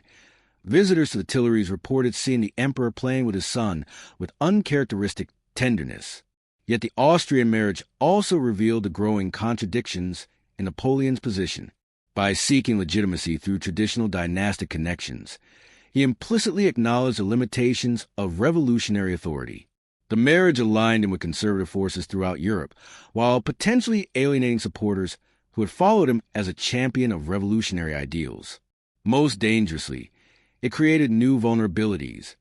As Metternich understood, a man with a wife and child had more to lose than a bachelor adventurer. Hashtag the continental system's challenges. Asterisk, England is a nation of shopkeepers, and I should destroy their commerce. Asterisk, by 1810, the continental system had become both Napoleon's greatest strategic weapon and his most persistent source of weakness. The economic blockade of Britain required the cooperation of every European government and the compliance of millions of merchants, consumers, and officials. Maintaining such comprehensive control demanded constant vigilance, frequent military intervention, and increasingly oppressive measures that gradually turned Napoleon from liberator into oppressor. The system's economic effects were significant, but mixed. British trade with continental Europe declined sharply, forcing British merchants to seek alternative markets in the Americas and Asia. Some British industries, particularly textiles, suffered from reduced continental demand. The British government's finances were strained by the need to subsidize continental allies while maintaining naval supremacy. Yet Britain's superior financial resources and maritime dominance allowed it to weather the storm while waiting for the Continental Coalition to crack. French industry, protected from British competition and granted privileged access to European markets, experienced remarkable growth. Cities like Lyon became major textile centers, while Strasbourg developed important chemical and metallurgical industries. The integration of European markets under French leadership created economic relationships that would outlast Napoleon's political control. Yet these benefits were concentrated in France itself. Other European regions often suffered from the disruption of traditional trade patterns. Enforcement of the continental system required increasingly draconian measures that undermined Napoleon's popularity throughout Europe. Customs officials backed by French troops searched merchant vessels and confiscated British goods. Traditional trading relationships were severed by imperial decree. Local merchants who had prospered under previous arrangements found their businesses destroyed by policies imposed from Paris. The system that was supposed to weaken Britain was instead weakening Napoleon's hold on his European empire. The most dangerous challenge came from within Napoleon's own family. His brother Louis, King of Holland, repeatedly violated continental system requirements by allowing Dutch merchants to trade with Britain. When confronted, Louis argued that he was King of Holland rather than merely a French governor, and that his first duty was to his Dutch subjects. Napoleon's response, annexing Holland directly to the French Empire in 1810, demonstrated both his determination to enforce the system and the political costs of such enforcement. Hashtag the Spanish ulcer. Asterisk, I embarked very badly on the Spanish affair. I acknowledge it today. Asterisk, Napoleon's intervention in Spain beginning in 1808 represented perhaps the greatest strategic error of his career, a decision that would drain French resources, inspire nationalist resistance throughout Europe, and provide Britain with a continental foothold from which to strike at the French Empire. The Spanish ulcer, as Napoleon himself came to call it, demonstrated the limitations of military genius when applied to political problems that require cultural sensitivity and local knowledge. The crisis originated in the corrupt and ineffective rule of the Spanish Bourbons. Charles IV and his queen were dominated by their favorite, Manuel Godoy, whose policies had brought Spain to the brink of collapse. When Crown Prince Ferdinand conspired against his father with French encouragement, Napoleon saw an opportunity to place Spain under direct French control. By forcing both Charles and Ferdinand to abdicate in favor of his brother Joseph, Napoleon hoped to regenerate Spain under Napoleonic administration. The initial French occupation proceeded smoothly. Spanish armies offered little resistance, and many Spanish intellectuals welcomed French rule as liberation from Bourbon incompetence.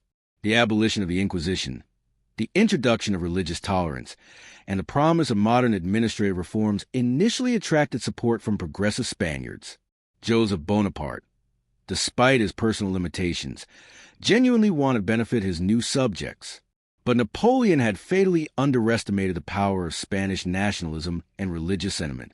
The uprising that began in Madrid on May 2, 1808, spread rapidly throughout the peninsula, uniting diverse social classes in resistance to foreign domination. Spanish guerrilla warfare, supported by British arms and money, proved remarkably effective against French conventional forces. The surrender of General Dupont's army at Bayonne in July 1808 shattered the myth of French invincibility and inspired resistance movements throughout Europe. Napoleon's personal intervention in Spain during late 1808 demonstrated his continued tactical brilliance. He defeated Spanish armies at Somosierra and occupied Madrid within weeks.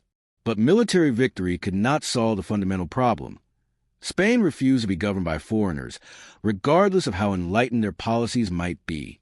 The emperor's departure to deal with Austrian threats allowed the Spanish resistance to rebuild, beginning a cycle of conquest and rebellion that would continue for 6 years. Hashtag the limits of empire. Asterisk, I can do everything with bayonets except sit on them. Asterisk, by 1812, the contradictions inherent in Napoleon's European empire had become increasingly apparent. The system that had brought into power, merit-based advancement, revolutionary energy, and constant expansion, was poorly suited to the demands of governing a vast, diverse empire in peacetime. The very success of Napoleon's conquest created problems that his administrative genius struggled to resolve. The financial burden of maintaining the empire was enormous. The The Grande Army alone consumed a significant portion of French revenues, while the cost of occupying hostile territories and supporting satellite kingdoms strained imperial finances. The Continental System, designed to weaken Britain economically, also reduced French trade revenues and increased enforcement costs. By 1812, Napoleon was facing the same fiscal crisis that had destroyed the Ancien regime 20 years earlier. More fundamentally, Napoleon's empire lacked the institutional legitimacy necessary for long-term stability. His rule depended ultimately on military force and personal charisma, both of which were finite resources.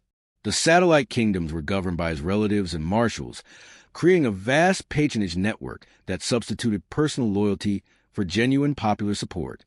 When military reversals began, this system of personal relationships would prove inadequate to maintain imperial unity. The emperor himself was beginning to show signs of the enormous strain under which he had operated for over a decade. Contemporary observers noted that he was gaining weight, suffering from various ailments, and occasionally displaying the irritability and indecision that would characterize his later years. The superhuman energy that had sustained him through years of constant campaigning was finally beginning to ebb. Most ominously, the alliance with Russia that had been the foundation of European stability since Tilsit was showing increasing signs of strain. Alexander I, initially charmed by Napoleon's personality and impressed by his achievements, was growing tired of subordinating Russian interests to French demands. The Continental System was damaging Russian trade, while Napoleon's Polish policy threatened Russian security. The stage was being set for the greatest confrontation in Napoleon's career, one that would test whether his genius could overcome the limitations that were becoming increasingly apparent in his imperial system. As 1812 dawned, Napoleon stood at the zenith of his territorial power, but faced challenges that would ultimately prove insurmountable. The master of Europe was about to discover that mastery, however brilliantly achieved, could not be maintained indefinitely against the forces of nationalism, economics, and human nature that his own success had unleashed. Part 5. The Fatal March, 1812 to 1813. The Decision for War. An army marches on its stomach. The decision to invade Russia in 1812 represented the fatal intersection of Napoleon's greatest strengths and most dangerous weaknesses. His strategic vision, which had served him brilliantly in compact European theaters, proved inadequate for the vast expanses of the Russian Empire. His confidence in French military superiority, justified by 20 years of victory, blinded him to the unique challenges posed by Russian geography, climate, and national character. Most critically, his inability to compromise, the very quality that had carried him from obscurity to mastery, made peaceful resolution impossible when faced with Alexander I's growing resistance to French hegemony. The proximate causes of war were multiple and complex. Russia's gradual withdrawal from the Continental System was bleeding French commercial policy while strengthening British resistance. Alexander's refusal to enforce trade restrictions had opened northern European ports to British goods, undermining Napoleon's economic warfare strategy. The marriage question, Napoleon's humiliating rejection by Alexander's sister, had created personal animosity between the two emperors. Most dangerously, the Polish issue remained unresolved, with Napoleon's Grand Duchy of Warsaw standing as a permanent threat to Russian security and a beacon of hope for Polish nationalism. Napoleon's preparations for the Russian campaign were characteristically thorough and unprecedented in scale.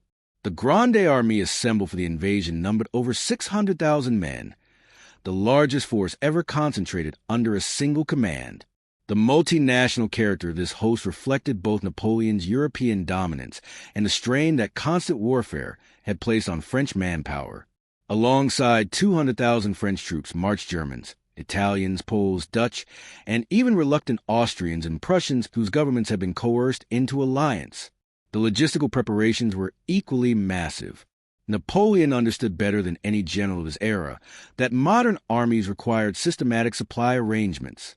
Magazines were established across Poland and East Prussia, while a vast baggage train carried provisions for the opening weeks of campaign.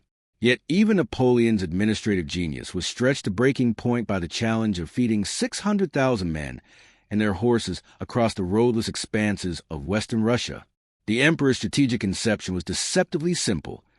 Advance rapidly, force the Russians to accept decisive battle, destroy their armies in one or two major engagements, and dictate terms from Moscow or St. Petersburg.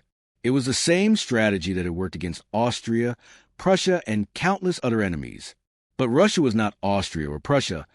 It possessed vast territorial depth, a population capable of systematic resistance, and leaders who understood that strategic retreat might ultimately prove more devastating to invaders than tactical defeat.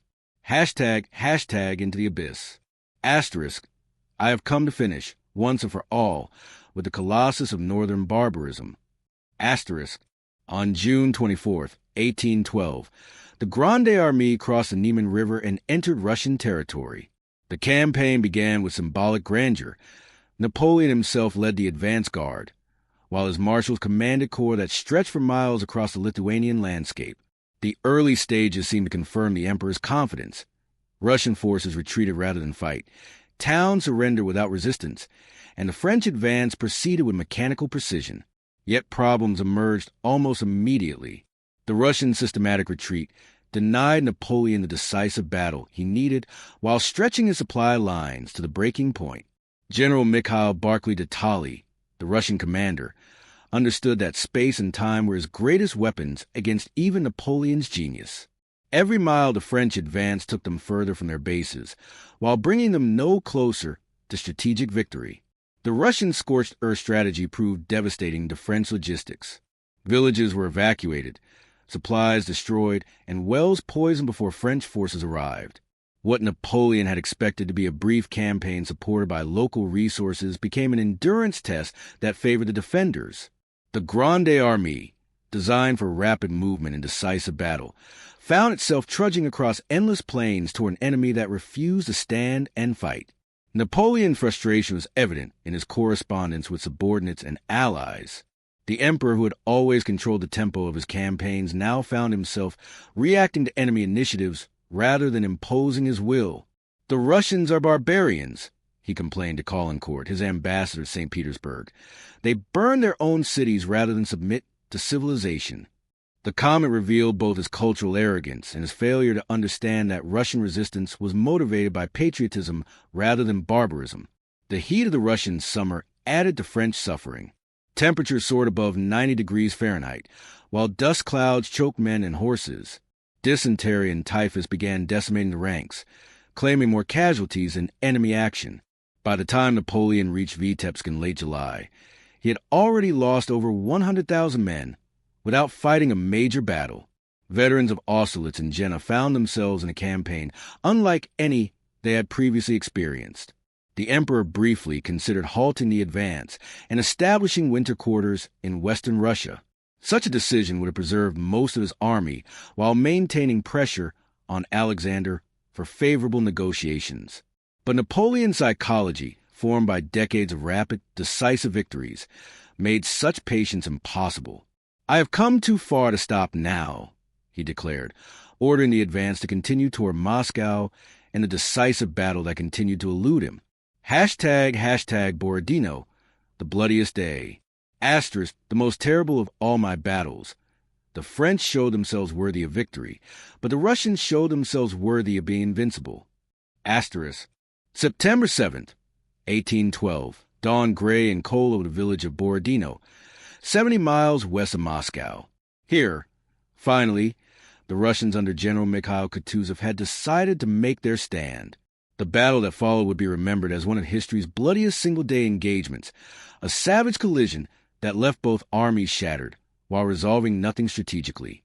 Napoleon's tactical situation seemed favorable. The Grande Armée still numbered 130,000 men, while Kutuzov commanded approximately 120,000 Russians. French artillery superiority was pronounced, and Napoleon's marshals retained their tactical expertise despite months of grueling campaigning. The emperor's battle plan was characteristically direct. Massive artillery bombardment followed by coordinated infantry and cavalry assaults that would break Russian resistance through sheer force. But the Russians were fighting on ground of their own choosing, with defensive positions carefully prepared to maximize French casualties. The redoubts around Borodino were designed to channel French attacks into killing zones where Russian artillery could exact maximum punishment. More importantly, Russian morale was sustained by knowledge that they were defending Moscow and, by extension, the heart of their homeland. The battle began at dawn with the largest artillery bombardment in military history to that point. Over 1,200 guns thundered across the battlefield, creating a continuous roar that could be heard 20 miles away. French infantry advanced in massive columns, only to be met by equally determined Russian defenders who refused to yield ground despite horrific casualties. Napoleon's health problems, possibly early symptoms of the stomach cancer that would eventually kill him, may have affected his battlefield performance. Observers noted his unusual passivity, his reluctance to commit the Imperial Guard, and his apparent inability to exploit tactical opportunities that might have broken Russian resistance.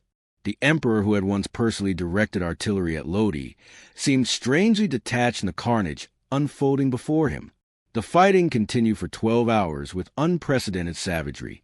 Marshal Ney, the bravest of the brave, had 3 horses shot from under him while leading infantry assaults. Prince Poniatowski's Poles captured and lost the same redoubt multiple times. Russian cavalry charges cut through French formations only to be repelled by counterattacks that left the ground carpeted with bodies. When darkness finally ended the slaughter, both armies remained essentially where they had begun. The French held the field, technically making Borodino a tactical victory, but at a cost that rendered success meaningless. Napoleon had lost 35,000 men, including 43 generals, casualties he could not afford and could not replace. The Russians had suffered even more heavily, losing perhaps 45,000 men, but they had proven their willingness to die rather than surrender. Most significantly, Borodino demonstrated the limitations of Napoleonic warfare when applied to enemies motivated by national survival rather than dynastic ambition. The Russians were not fighting for territory or political advantage, but for their very existence as an independent people. Such motivation could not be overcome by tactical brilliance alone. Hashtag Moscow, the hollow victory. Asterisk from the sublime to the ridiculous is but a step. Asterisk. September 14th, 1812, marked both the zenith and the nadir of Napoleon's career. As he entered Moscow, the holy city of Russian Orthodoxy and the ancient seat of the Tsars, the emperor might have expected to find himself master of Europe's largest empire. Instead, he discovered a city abandoned by its inhabitants and about to be consumed by fires that would destroy 3/4 of its buildings. Moscow's evacuation was perhaps the most dramatic example of Russian determination to deny Napoleon the fruits of victory. Governor Fyodor Rostophin had organized a systematic removal of the city's population, taking with them food, supplies, and anything else that might benefit French occupiers. The empty palaces and silent streets that greeted Napoleon's entry were more demoralizing than any military defeat. The fires that began on September 15th, whether set by Russian agents or started accidentally by French foraging parties, transformed Napoleon's greatest triumph into his greatest catastrophe. The emperor watched from the Kremlin as flames consumed the wooden buildings that comprised most of Moscow's housing stock. The city that was supposed to provide winter quarters for the Grande Armée became uninhabitable ruins. Napoleon's behavior during the Moscow interlude revealed the psychological strain of the campaign's unexpected developments. Alternately manic and depressed, he spent hours dictating orders to subordinates thousands of miles away while ignoring the desperate situation of his army. His letters to Marie-Louise maintained the fiction that all was proceeding according to plan, while his conversations with staff officers revealed a man grappling with failure for the first time in his career. The emperor's attempts to negotiate with Alexander proved equally futile. His letters to the Tsar, mixing threats with offers of compromise. When unanswered, Alexander, supported by his advisors in the Orthodox Church, had decided that compromise with Napoleon was impossible. Only complete victory or complete defeat could resolve the struggle between the two empires. For 5 weeks, Napoleon remained in Moscow's ruins, hoping that Alexander would seek peace terms rather than face another campaign season. But Russian resistance was stiffening rather than weakening. Cossack raids harassed French supply lines, while regular Russian forces regrouped and prepared for winter warfare. Most critically, Napoleon's own army was dissolving through desertion, disease, and demoralization. The decision to begin the retreat on October 19th represented Napoleon's acknowledgement that his gamble had failed. The Grande Army that had crossed the Niemen in June was a shadow of its former self, while winter was approaching with conditions that no European army had ever survived in Russia. The emperor, who had always controlled events, now found himself at the mercy of forces beyond even his extraordinary abilities to manage. Hashtag the retreat from hell. Asterisk, in war, moral factors account for 3/4 of the whole. Relative material strength accounts for only 1/4. Asterisk, the retreat from Moscow became one of history's most terrible military disasters, a 6-week ordeal that destroyed the Grande Armée and broke the spell of Napoleonic invincibility. What began as an organized withdrawal devolved into a desperate fight for survival as winter, starvation, and relentless enemy harassment reduced Napoleon's host a fraction of its original strength. The early stages of the retreat proceeded relatively well. French discipline held, and the army maintained its basic organizational structure despite constant skirmishing with Cossacks and partisan forces. Napoleon had chosen the same route used for the advance, hoping to find supplies left in depots along the way. But the systematic destruction of resources during the summer campaign meant that little remained to sustain the retreating army. The first major disaster occurred at the Berezina River in late November. Russian forces had destroyed the bridges and appeared to have trapped Napoleon's army against the water barrier. But French engineering skills and desperate courage enabled the construction of makeshift bridges under enemy fire. The crossing became an epic of heroism and horror, with thousands of stragglers drowning or freezing while the remnants of the Grande Armée fought their way to temporary safety. Napoleon's personal behavior during the retreat alternated between inspiring leadership and calculated self-preservation. He shared hardships with common soldiers, walked alongside his men when his carriage became stuck in snow, and maintained a facade of imperial dignity even as his empire crumbled around him. Yet he also began preparing his exit strategy, recognizing that his personal survival was essential for any hope of rebuilding French power. The emperor's departure from his army on December 5th, ostensibly to return to Paris and organize resistance against the new coalition forming against him, remained controversial among contemporaries and historians. His supporters argued that Napoleon's presence in Paris was crucial for maintaining French morale and preparing for the campaigns that would surely follow. Critics saw it as abandonment of the soldiers who had followed him into the Russian wasteland. The final phase of the retreat was apocalyptic in its horror. Men froze to death while still marching, their bodies creating a trail that marked the Grande Armée's path. Horses died by the thousands, their carcasses providing brief sustenance for starving soldiers. Military discipline collapsed entirely as survival became each man's sole concern. The army that had entered Russia as conquerors staggered out as broken refugees. Marshal Ney, commanding the rear guard, became the hero of the retreat through his stubborn courage and refusal to abandon wounded soldiers. The bravest of the brave fought a series of brilliant delaying actions that allowed thousands of French soldiers to escape capture or death. When he finally crossed into Poland with just a handful of survivors, Napoleon embraced them with tears, understanding that Ney's sacrifice had saved what remained of imperial prestige. Hashtag the German awakening. Asterisk, I beat the Austrians because they don't know the value of 5 minutes. Asterisk, the Russian disaster's reverberations extended far beyond the destroyed Grande Armée. Across Europe, Napoleon's enemies recognized that the aura of invincibility had been shattered, while his reluctant allies began calculating the cost of continued association with a declining power. The German states that had provided troops for the Russian campaign found their contingents destroyed, creating both military weakness and popular resentment against French domination. Prussia's defection from the French alliance represented the most dramatic shift in European alignments. General York's convention with Russian forces in December 1812, made without authorization from Berlin, began the process that would lead to Prussian entry into a new coalition against Napoleon. King Frederick William III, emboldened by popular enthusiasm for liberation from French rule, signed the alliance with Russia in February 1813. The emergence of German nationalism as a political force represented perhaps the most significant long-term consequence of Napoleon's Russian failure. Intellectuals like Johann Gottlieb Fichte, and Ernst Moritz Arndt articulated theories of German cultural and political unity that transcended traditional dynastic loyalties.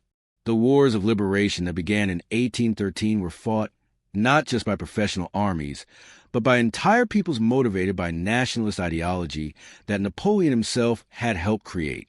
Austria's careful neutrality during 1813 reflected Metternich's brilliant diplomatic strategy. The Austrian foreign minister understood that Napoleon's weakness created opportunities for regaining territories lost in previous wars. But he also recognized that complete French collapse might leave Russia dominant in Central Europe. Metternich's goal was a balance of power that would secure Austrian interests while preventing any single state from achieving hegemony. The formation of the Sixth Coalition in 1813 confronted Napoleon with enemies on multiple fronts, while denying the concentrated superior force that had been the foundation of his previous victories. Britain provided financial support and naval supremacy. Russia contributed vast manpower reserves. Prussia offered motivated troops and competent leadership, and Austria threatened intervention that would make French resistance impossible. Hashtag the twilight of genius. Asterisk, I have always marched with the idea that I was supported by the opinion and approval of the people. Asterisk, Napoleon's return to Paris in December 1812 marked the beginning of his struggle to rebuild French power from the wreckage of the Russian catastrophe. The emperor who had left for Moscow as master of continental Europe returned to find his empire in crisis, his armies destroyed, and his enemies emboldened by the first clear evidence of his mortality. The French response to the disaster revealed both the regime's strengths and its fatal weaknesses. The administrative machinery that Napoleon had created continued to function efficiently, raising new armies with remarkable speed despite the human and material losses in Russia. The loyalty of key subordinates, marshals like Davout and administrators like Cambyses, provided continuity during the emperor's absence and supported rapid military rebuilding. Yet the Russian campaign had broken something fundamental in Napoleon's relationship with France. The endless demands for conscripts, the crushing tax burdens required to finance constant warfare, and the growing evidence that the empire existed primarily to serve the emperor's ambitions created war weariness that even Napoleon's charisma could not overcome. The nation that had followed him to glory was beginning to question whether continued sacrifice was worthwhile. Napoleon's own response to failure revealed both his greatness and his limitations. His energy in rebuilding French military power was extraordinary. Within months, he had assembled new armies that still possessed the tactical skills that made French forces supreme for 2 decades. His strategic vision remained acute, as demonstrated by his brilliant campaign in Germany during 1813. But the emperor could not adapt his goals to changed circumstances. Rather than accepting a compromised peace that would have preserved most of his achievements, Napoleon continued to pursue complete victory against enemies who were no longer intimidated by his reputation. The gambling instinct that had served him well when he had little to lose became destructive when applied by a man with an empire to preserve. As 1813 dawned, Napoleon faced the greatest test of his career. The master of Europe would discover whether genius alone could overcome the coalition of forces, military, political, and spiritual, that his own success had created. The sun of Austerlitz was setting, but the emperor was not yet ready to accept that even the greatest of men must eventually bow to forces beyond their control. Hashtag Part 6, The Great Gamble, 1813 to 1814. Hashtag The Phoenix Rises. Asterisk, victory belongs to the most persevering.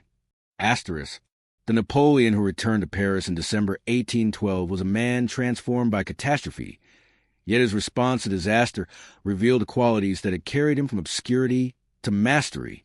While the frozen corpses of his soldiers still littered the Russian steppes, the emperor was already planning the resurrection of French power. His capacity for regeneration in the face of overwhelming adversity would produce some of his most brilliant tactical performances, even as strategic realities made ultimate victory increasingly impossible.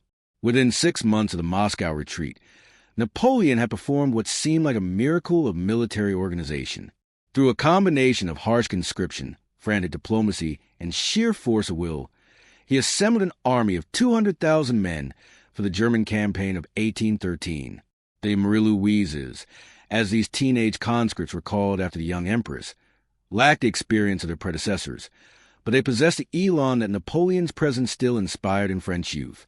The new army's creation demonstrated both the efficiency of Napoleonic administration and its ultimate dependence on increasingly reluctant popular support. Prefects throughout France received urgent orders to accelerate conscription, while the National Guard was mobilized to maintain internal order. The imperial treasury, drained by years of constant warfare, was replenished through forced loans and the confiscation of church plate. Every resource of the French state was directed toward the single goal of rebuilding military power. Napoleon's marshals responded to his call with varying degrees of enthusiasm. Veterans like Davout and Ney remained loyal, understanding that their own fates were tied to the emperor's success. Others, like Bernadotte in Sweden and Murat in Naples, began calculating whether continued allegiance to Napoleon served their personal interests. The Brotherhood of Eagles that had conquered Europe was beginning to fracture under the pressure of repeated defeats and diminishing prospects. The emperor's personal transformation was equally remarkable. The physical deterioration evident during the Russian campaign seemed to reverse as Napoleon threw himself into challenges of military rebuilding. His correspondence from this period reveals a mind still capable of extraordinary analytical precision, moving seamlessly from grand strategy to logistical minutiae. Yet there was also a new edge of desperation, a recognition that he was gambling everything on campaigns that might well be his last.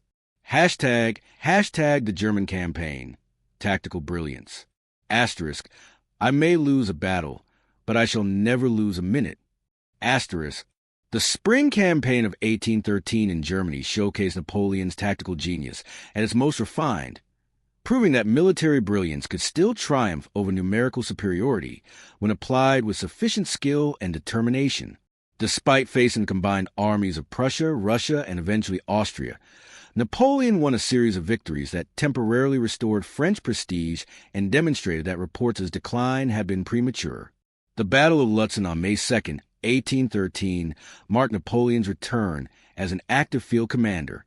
Facing a Russo-Prussian army under General Wittgenstein, Napoleon deployed his inexperienced troops with masterly precision, using concentrated artillery and rapid maneuver to achieve local superiority at decisive points. The young conscripts, inspired by the emperor's personal presence and tactical skill, fought with a courage that surprised even veteran observers. Napoleon's genius was particularly evident in his ability to compensate for his army's weaknesses while exploiting enemy mistakes. The Marie-Louises lacked the experience for complex maneuvers, so Napoleon employed simpler tactics that maximized their enthusiasm while minimizing their inexperience. His artillery, still the finest in Europe, was concentrated in grand batteries that could achieve devastating local effects. Most importantly, his personal leadership provided the moral force that transformed ordinary soldiers into instruments of his strategic will. The victory at Bautzen 2 weeks later confirmed that Napoleon retained his tactical superiority over Allied commanders. Despite being outnumbered by nearly 2-1, he achieved a crushing defeat of Russian and Prussian forces through superior positioning and timing. The emperor's ability to coordinate multiple corps movements while maintaining tactical flexibility demonstrated skills that 20 years of warfare had only refined. Yet these tactical triumphs could not overcome the strategic realities that were gradually strangling French power. Each victory cost Napoleon casualties he could not afford, while his enemies could replace their losses from vast manpower reserves. The Allied strategy of trading space for time, the same approach that had defeated him in Russia, was gradually exhausting French resources without offering opportunities for decisive strategic gains. The armistice of Pleiswitz in June 1813 represented both an opportunity and a fatal mistake. Metternich's offer of Austrian mediation provided Napoleon with a chance to negotiate from a position of relative strength, potentially preserving most of his European empire through diplomatic compromise. Instead, the emperor used the breathing space to rebuild his forces, believing that one more campaign would restore his complete dominance over European affairs. Hashtag the Battle of the Nations. Asterisk, the bullet that will kill me has not yet been molded. Asterisk, the resumption of hostilities in August 1813 confronted Napoleon with the largest coalition ever assembled against him. Austria's entry into the war brought Metternich's diplomatic genius and Schwarzenberg's military competence to bear against French forces already stretched to their limits. The Battle of Dresden, August 26 to 27, provided one final glimpse of Napoleonic tactical mastery, but it could not prevent the inexorable tightening of the Allied noose around French positions in Germany. The convergence of Allied armies on Leipzig in October created the strategic situation Napoleon had spent his career trying to avoid, a battle where numerical superiority would be decisive. The Battle of the Nations, October 16 to 19, 1813, pitted Napoleon's 190,000 men against nearly 300,000 coalition troops representing Russia, Prussia, Austria, and Sweden. For the first time in his career, Napoleon faced odds that even his genius could not overcome. The battle's opening phases demonstrated Napoleon's continued tactical brilliance. His deployment of forces maximized French advantages while exploiting gaps in Allied coordination. The Emperor personally directed artillery batteries, rallied wavering infantry, and displayed the physical courage that had always inspired his soldiers. For a moment, it seemed that sheer force might triumph over material disadvantage. But numbers eventually told. The defection of Napoleon's Saxon allies during the battle's climax left a gap in French lines that enemy forces immediately exploited. The death of Marshal Poniatowski, while covering the French retreat, symbolized a sacrifice that loyalty to Napoleon demanded from his subordinates. As French forces streamed westward across the Elster River, the bridge's premature destruction trapped thousands of soldiers on the wrong side, adding to the disaster's human cost. Napoleon's conduct during the retreat from Leipzig revealed both his continuing tactical skills and his growing isolation from reality. His rearguard actions were masterful, his disposition sound, and his personal courage undiminished. Yet his strategic communications increasingly lived in a fantasy world where French resources remained unlimited and enemy resolve was presumed to be temporary. The Emperor's ability to maintain military discipline during the retreat demonstrated leadership qualities that transcended mere tactical competence. French forces, though defeated and demoralized, did not dissolve into the chaos that had characterized the Russian retreat. Napoleon's presence provided a rallying point that prevented defeat from becoming complete catastrophe, though it could not prevent the loss of Germany and the exposure of France itself to invasion. Hashtag the defense of France. Asterisk, France is more need of me than I have need of France. Asterisk, Napoleon's return to France in November 1813 marked the beginning of the most desperate period of his career.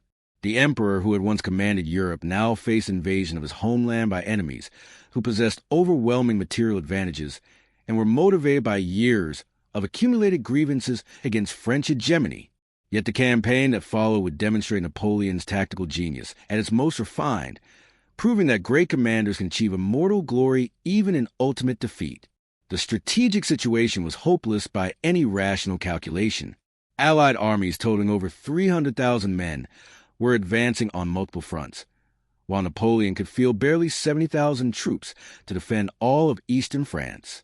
His marshals were exhausted, his conscripts barely trained, and his treasury empty.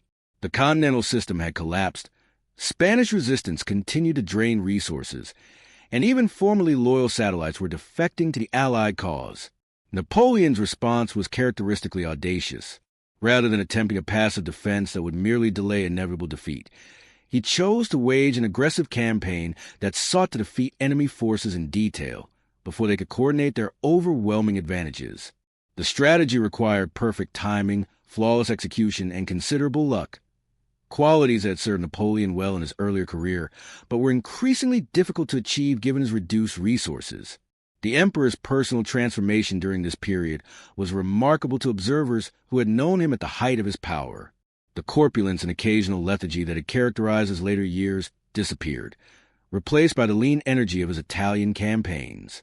He seemed to draw strength from adversity, finding in France's desperate situation the challenges that had always brought out his best qualities. The 1814 campaign began with Napoleon's brilliant maneuver against Blucher's army of Silesia in late January. Moving with a rapidity that recalled his finest strategic performances, Napoleon achieved tactical surprise at Champaubert, Montmirail, and Vauchamps, defeating Prussian forces that had expected to face only token resistance. These victories, won against significant odds, briefly raised French morale and reminded Europe that Napoleon remained a formidable opponent. But tactical brilliance could not overcome strategic realities. Each French victory was purchased with casualties that could not be replaced, while Allied losses were quickly made good from vast reserves. Napoleon's army, initially small, was shrinking with each engagement, while enemy forces grew stronger as additional contingents arrived from across Europe. The emperor's relationship with his subordinates during this period revealed both the loyalty he still inspired and the growing recognition that his cause was hopeless. Veterans like Ney and Davout continued to follow his orders with professional competence, but their correspondence reveals increasing doubts about the campaign's ultimate purpose. Younger officers, with less emotional investment in Napoleon's glory, began seeking opportunities to preserve their own careers in a post-Napoleonic world. Hashtag the diplomatic endgame. Asterisk, I am more afraid of my own heart than of the enemy. Asterisk, throughout the military campaign, diplomatic initiatives continued to offer Napoleon potential escape from the trap that was gradually closing around him.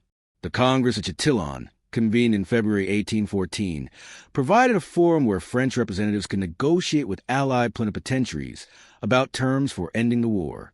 Yet Napoleon's response to these overtures revealed the psychological limitations that would ultimately prove more decisive than any military defeat.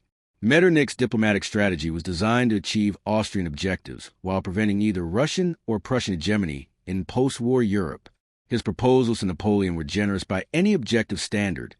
France could retain its natural frontiers along the Rhine, keep most of its Italian possessions, and maintain Napoleon as emperor over a territory still larger than any European state except Russia. The terms offered preservation of most revolutionary gains, while ending the constant warfare that was exhausting all participants. Napoleon's rejection of these terms reflected both strategic miscalculation and psychological inability to accept limitations on his ambitions. Having risen from obscurity to mastery of Europe, he found it impossible to accept a reduced role, even when that role would have preserved most of his achievements. I will not be the king of a dismembered France, he declared, preferring to gamble everything on military campaigns whose success was increasingly improbable. The emperor's diplomatic intransigence was reinforced by a continued belief in his own indispensability to France. Letters to Marie-Louise during this period reveal a man convinced that French interests were identical to his personal ambitions, that compromise with his enemies would inevitably lead to the restoration of the Bourbon monarchy and the reversal of all revolutionary achievements. This conviction provided psychological justification for continuing a war that was imposing terrible costs on the French people. Allied unity, maintained with difficulty throughout the campaign, was strengthened by Napoleon's diplomatic obstinacy. Castlereagh, Metternich, and Alexander might disagree about post-war arrangements, but they were united in recognizing that Napoleon's continued rule threatened European stability. His refusal to accept reasonable terms convinced former neutrals that the war must continue until French power was completely broken. The final phase of diplomatic negotiations revealed the extent to which Napoleon had become isolated even from his closest advisors. Caulaincourt, his foreign minister, and other senior officials increasingly favored compromise peace as the only alternative to complete catastrophe. But Napoleon's authority remained sufficient to override these counsels of moderation, even when their wisdom was apparent to all observers. Hashtag the March on Paris. Asterisk, I shall die an inch at a time. Asterisk, the Allied advance on Paris in March 1814 represented the culmination of 20 years of European warfare against French hegemony. As Russian, Prussian, and Austrian armies converged on the French capital, Napoleon faced a final test of his military genius and political authority. His response, a desperate attempt to attack Allied communications while simultaneously defending Paris, demonstrated both his continued tactical brilliance and his ultimate inability to accept the limitations that reality imposed on even the most extraordinary individuals. Napoleon's strategic conception for the final phase of the campaign was characteristically audacious. Rather than concentrating his remaining forces for the defense of Paris, he proposed a strike at Allied supply lines in eastern France, forcing enemy commanders to detach troops for protection of their communications. The plan required perfect timing and coordination, qualities that served Napoleon well in previous campaigns, but were increasingly difficult to achieve with exhausted troops and demoralized subordinates. The emperor's personal performance during these final weeks revealed both his enduring military skills and his growing detachment from political realities. His tactical dispositions remained sound, his battlefield presence still inspired confidence among his soldiers, and his strategic vision retained the breadth that had always distinguished him from conventional commanders. Yet his political judgments showed increasing signs of the megalomania that success had fostered. The Battle of Arcis-sur-Aube, March 20th to 21st, 1814, provided a final demonstration of Napoleon's personal courage and tactical competence. Facing overwhelming odds, he personally directed artillery fire and led cavalry charges with recklessness that suggested either supreme confidence or complete despair. When an enemy shell exploded near his position, Napoleon calmly continued his observations, earning the admiration even of enemies who recognized his extraordinary composure under fire. But individual heroism could not overcome the fundamental weakness of Napoleon's strategic position. Allied forces, now numbering over 200,000 men, were advancing on multiple axes that French forces were too weak to defend. The fall of Paris had become inevitable unless Napoleon could achieve strategic miracles that even his proven abilities seemed unable to produce.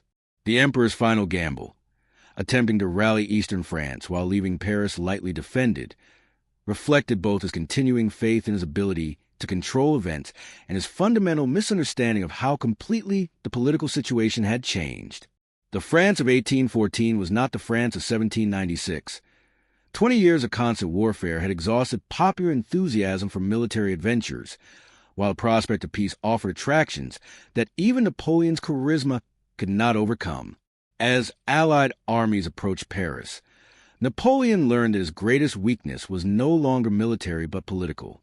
The legislative bodies, the marshals, and even members of his own family were beginning to calculate the advantages of abandoning a cause that seemed increasingly hopeless. The emperor who had risen through his ability to inspire others was discovering that inspiration, however brilliant, could not indefinitely overcome the material and psychological exhaustion that constant warfare had created. The surrender of Paris on March 31st, 1814, marked the end of Napoleon's gamble and the beginning of his first exile. The emperor who had once commanded the destiny of Europe was about to discover that even the greatest of men must eventually submit to forces larger than their individual will, however extraordinary that will might be. Part 7, the 100 Days, 1815. Hashtag the Eagle's Return.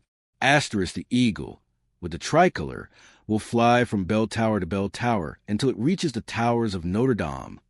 March 1st, 1815.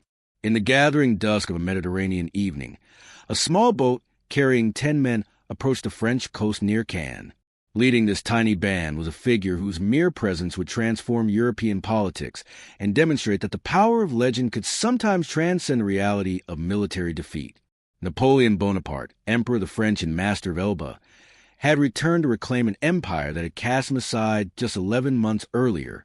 The decision to leave Elba was perhaps the most audacious gamble of Napoleon's extraordinary career.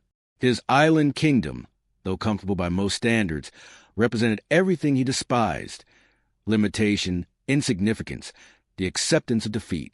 Reports reaching Elba spoke of growing dissatisfaction with Bourbon rule, of veterans longing for their emperor's return, of a France that had traded glory for the uninspiring legitimacy of restored monarchy.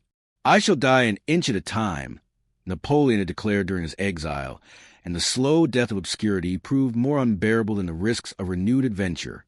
The planning for the return was characteristically meticulous despite its apparent desperation. Napoleon had studied intelligence reports about French political sentiment, identified potential supporters among his former officers, and timed his landing to coincide with the Congress of Vienna's temporary dispersal. Most importantly, he had calculated that the mystique of his name, combined with French dissatisfaction with Bourbon rule, might achieve what military force alone could not: the restoration of imperial power through popular acclaim. The landing at Gouffouan was deliberately theatrical, designed to evoke memories of his Egyptian adventure and subsequent rise to power. Napoleon wore his familiar gray coat and tricorn hat, ensuring instant recognition by any observer. His proclamation to the French army was distributed immediately, calling upon soldiers to remember their oaths to the tricolor and to reject the ignoble yoke of foreign-imposed monarchy. The man who had once conquered Europe through force now sought to reconquer France through the power of memory and myth. The initial response seemed to vindicate Napoleon's calculations. Peasants along the route to Paris cheered his small procession, while local officials either fled or declared their renewed allegiance to the emperor. Veterans of the Grande Armée, reduced to half-pay under Bourbon rule, flocked to join the march that grew from 10 men to hundreds, then thousands.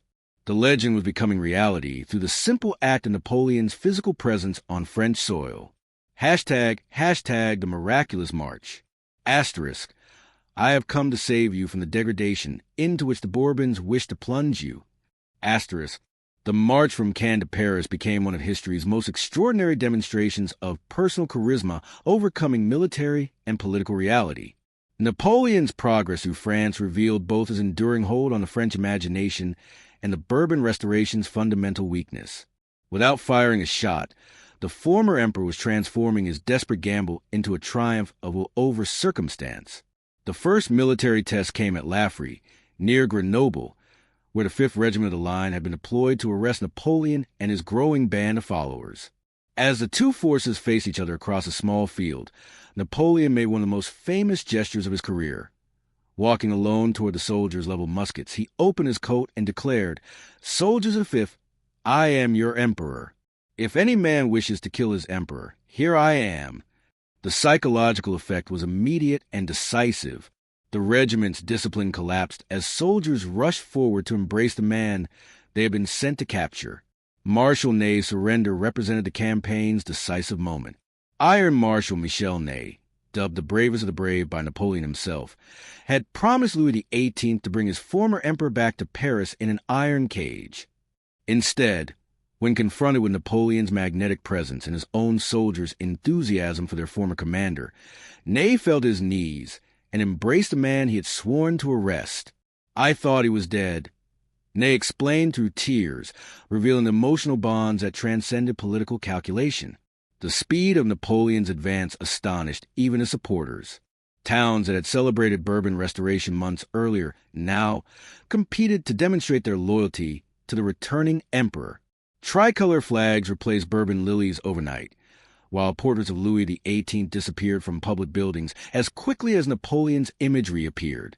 The transformation seemed to vindicate Napoleon's belief that he embodied France's true spirit in ways that legitimate monarchy could not match. Napoleon's entry into Lyon on March 10th marked his transformation from adventurer back to emperor. The city's enthusiastic reception, complete with ceremonies befitting a head of state, demonstrated that his return had acquired unstoppable momentum. His address to Lyon citizens revealed both his political sophistication and his understanding of French sentiment. "I have landed with a handful of brave men who remain faithful to me in misfortune. We are marching, and everywhere the people receive us with transports of joy." The Bourbon government's paralysis during Napoleon's march exposed the Restoration's fundamental illegitimacy. Louis XVIII, obese and gouty, could hardly inspire the military enthusiasm that Napoleon's mere presence generated among French soldiers.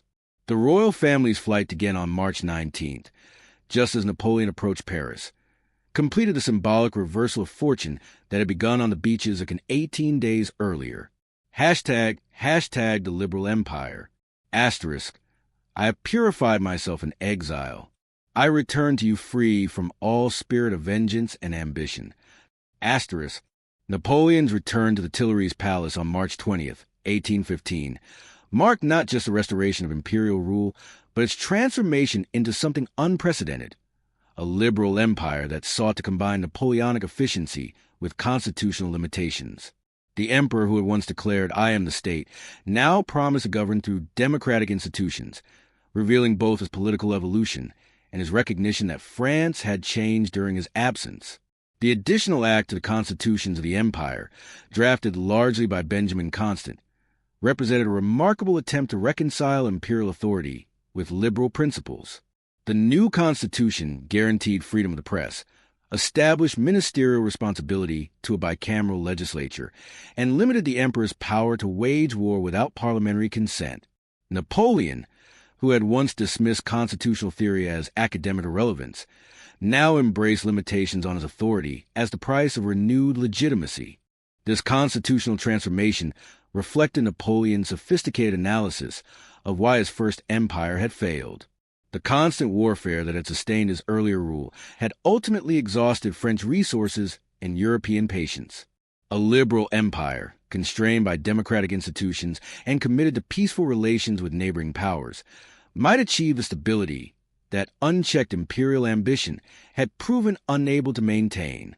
The emperor's domestic program during the 100 Days revealed his understanding of social changes that exile had helped him perceive.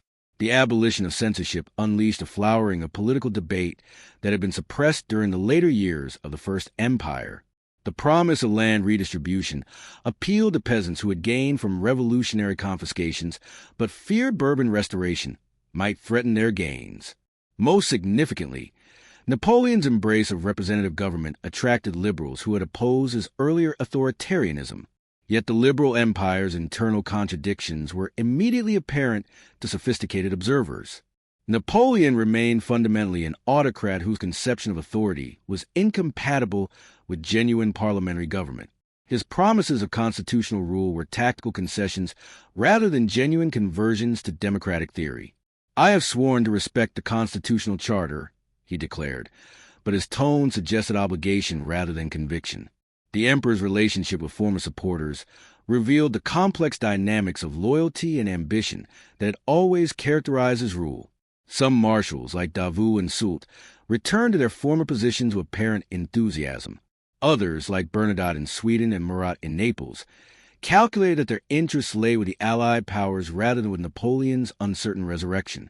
The Brotherhood of Eagles that had conquered Europe was now divided by considerations that transcended personal loyalty. ## Europe's response. Asterisk. It is no longer possible to have illusions. Napoleon is the enemy of the peace of the world. Asterisk. The news of Napoleon's return reached the Congress of Vienna like a thunderbolt, instantly transforming the diplomatic gathering from a debate about territorial adjustments into a council of war against a man European leaders now perceived as an existential threat to continental stability. The Declaration of March 13, 1815, officially outlawed Napoleon as the enemy and disturber of the peace of the world, making clear that compromise was impossible and that only his complete destruction would satisfy the Allied powers. The Seventh Coalition that formed against Napoleon was more united and better resourced than any previous combination of his enemies. Britain provided financial support and naval supremacy while promising to coordinate Allied military efforts. Russia contributed vast manpower reserves and Alexander I's personal determination to finish what the campaigns of 1813-14 had begun. Prussia offered motivated troops under competent leadership, while Austria brought Metternich's diplomatic genius and substantial military forces. Most ominously for Napoleon, the smaller German states that had once been his satellites now provided enthusiastic support for the Allied cause. Wellington's appointment as commander of the Allied forces in Belgium reflected both British determination to lead the final campaign against Napoleon and recognition that only a general of proven competence could coordinate the diverse national contingents arrayed against France. The Duke's strategic conception was characteristically methodical: establish strong defensive positions, coordinate with Prussian forces under Blücher, and wait for Russian and Austrian reinforcements that would make Allied victory inevitable through sheer numerical superiority. The speed of Allied mobilization demonstrated how completely European attitudes toward Napoleon had changed since his first exile.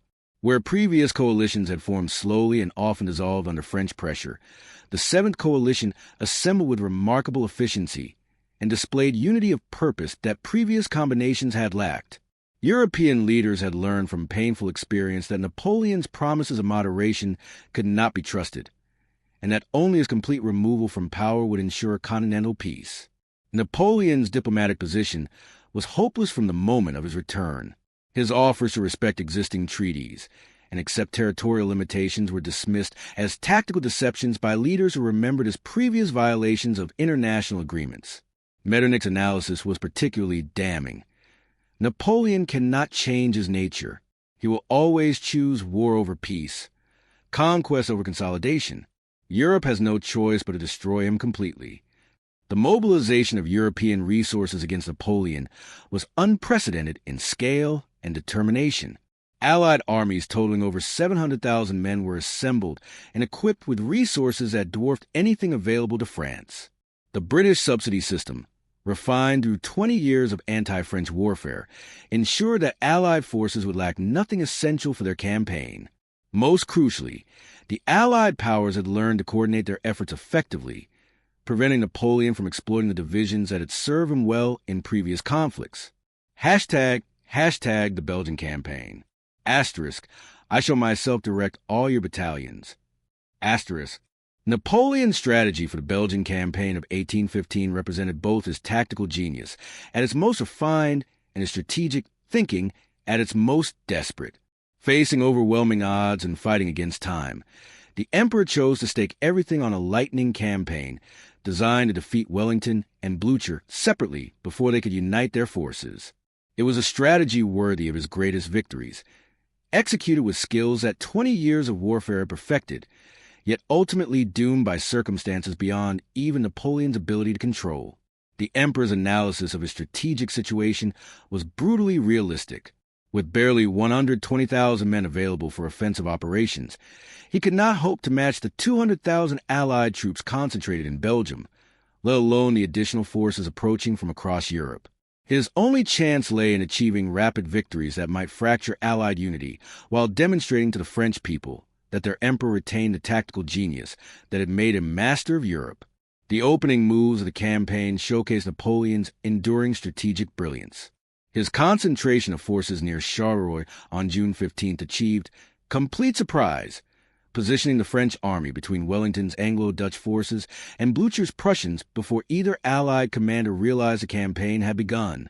The speed and secrecy of French movements recalled the greatest achievements of Napoleon's early career, when similar maneuvers had destroyed Austrian and Russian armies through superior timing and coordination. The Battle of Ligny, June 16th, provided Napoleon with his final victory over a major European army. Blucher's Prussians, caught in disadvantageous positions, suffered a crushing defeat that temporarily removed them from the campaign. Napoleon's personal leadership during the battle was remarkable. At 46, he displayed the energy and tactical acumen that had made him legendary. His coordination of artillery and infantry attacks showed that exile had not diminished his battlefield skills. Yet tactical success could not overcome the fundamental weaknesses in Napoleon's position. Each victory cost him casualties he could not afford, while his enemies could replace their losses from vast reserves. More critically, the Prussians' ability to retreat in good order while maintaining communications with Wellington prevented Napoleon from achieving the decisive results that his strategy required. Marshal Ney's performance at Quatre Bras revealed both the strengths and limitations of Napoleonic command structure. The bravest of the brave fought with characteristic courage, but lacked the strategic vision necessary for independent command. His failure to crush Wellington's isolated forces or to prevent junction with the retreating Prussians demonstrated that tactical bravery, however admirable, could not substitute for strategic competence when facing opponents of Wellington's caliber. Hashtag Waterloo. The final reckoning. Asterisk, la garde meurt mais n'y rend pas. Asterisk, June 18th, 1815. Dawn broke gray and wet over the Belgian countryside south of Brussels, where 190,000 men would decide the fate of Europe in 12 hours of combat that would become the most famous battle in military history. At Waterloo, Napoleon Bonaparte faced his final test as a military commander, demonstrating both the genius that had carried him to supreme power and the limitations that would ultimately destroy him. Napoleon's tactical position seemed favorable despite the strategic odds against him. Wellington's Anglo-Dutch army, though formidable, numbered only 68,000 men and included many inexperienced troops of questionable reliability. The French army, while smaller than Napoleon's earlier forces, retained the tactical skills and fighting spirit that had made it the terror of Europe. Most importantly, Napoleon himself was present to provide the leadership that had so often transformed ordinary soldiers into instruments of strategic will. The emperor's battle plan was characteristically direct. Massive artillery bombardment followed by coordinated infantry and cavalry attacks designed to break Wellington's line through concentrated force applied at decisive points. The strategy had worked countless times before, and Napoleon saw no reason to doubt its effectiveness against an enemy he had never personally faced in battle. Yet problems emerged almost immediately. The morning's rain had softened the ground, making artillery less effective and cavalry charges more difficult. Wellington's defensive positions were stronger than Napoleon had anticipated, while British infantry squares proved remarkably resistant to French cavalry attacks. Most critically, Prussian forces under Blücher were approaching the battlefield faster than Napoleon's intelligence had predicted. The battle's climax came with Napoleon's commitment of the Imperial Guard, the elite troops who had never been defeated in 20 years of warfare. As the Guard advanced up the slope toward Wellington's positions, European observers held their breath, knowing that the outcome would determine whether Napoleon's resurrection would become permanent reality or end in final disaster. The Guard's repulse, whether through Wellington's tactical superiority, Prussian intervention, or simple exhaustion after hours of combat, marked the end of Napoleonic military dominance. "The Guard is retreating," became the cry that spread panic through French ranks, transforming tactical defeat into complete rout. The army that had conquered Europe dissolved into a mass of fugitives streaming south toward France and safety. Napoleon's personal conduct during the battle's final phases revealed both his continuing courage and his growing detachment from reality. Even as his army disintegrated around him, he attempted to rally broken formations and restore order to chaos. His refusal to abandon the field until defeat was absolute, demonstrated the same determination that had carried him through 20 years of warfare, though it could no longer overcome the material and moral forces arrayed against him. The aftermath of Waterloo was swift and decisive. Wellington's laconic dispatch, "Napoleon's army is completely destroyed," announced the end of an era to a Europe that had known only Napoleonic warfare for a generation. The emperor who had risen from obscurity to reshape the continent had finally encountered limitations that even his extraordinary abilities could not overcome. Hashtag the second abdication. Asterisk, my political life is finished. Asterisk, the journey from Waterloo back to Paris took 4 days, but for Napoleon it represented the final passage from emperor to exile. The man who had returned to France as the eagle flying from bell tower to bell tower was now a defeated fugitive whose political authority had evaporated with his military power. His second abdication on June 22, 1815, was a mere formality. The real abdication had occurred on the field of Waterloo. Napoleon's final weeks in France revealed the complex relationship between personal greatness and historical necessity. His supporters urged him to continue resistance, to defend Paris as he had defended France in 1814, to die gloriously rather than submit to enemies who would show no mercy. But Napoleon, perhaps for the first time in his career, chose pragmatism over heroism, recognizing that further resistance would only increase French suffering without altering the ultimate outcome. The emperor's farewell to his army was characteristically theatrical, yet genuinely moving. "Soldiers of my old guard," he declared, "I bid you farewell. For 20 years I have constantly accompanied you on the road to honor and glory." The words captured both Napoleon's understanding of his soldiers' loyalty and his recognition that their shared adventures had finally come to an end.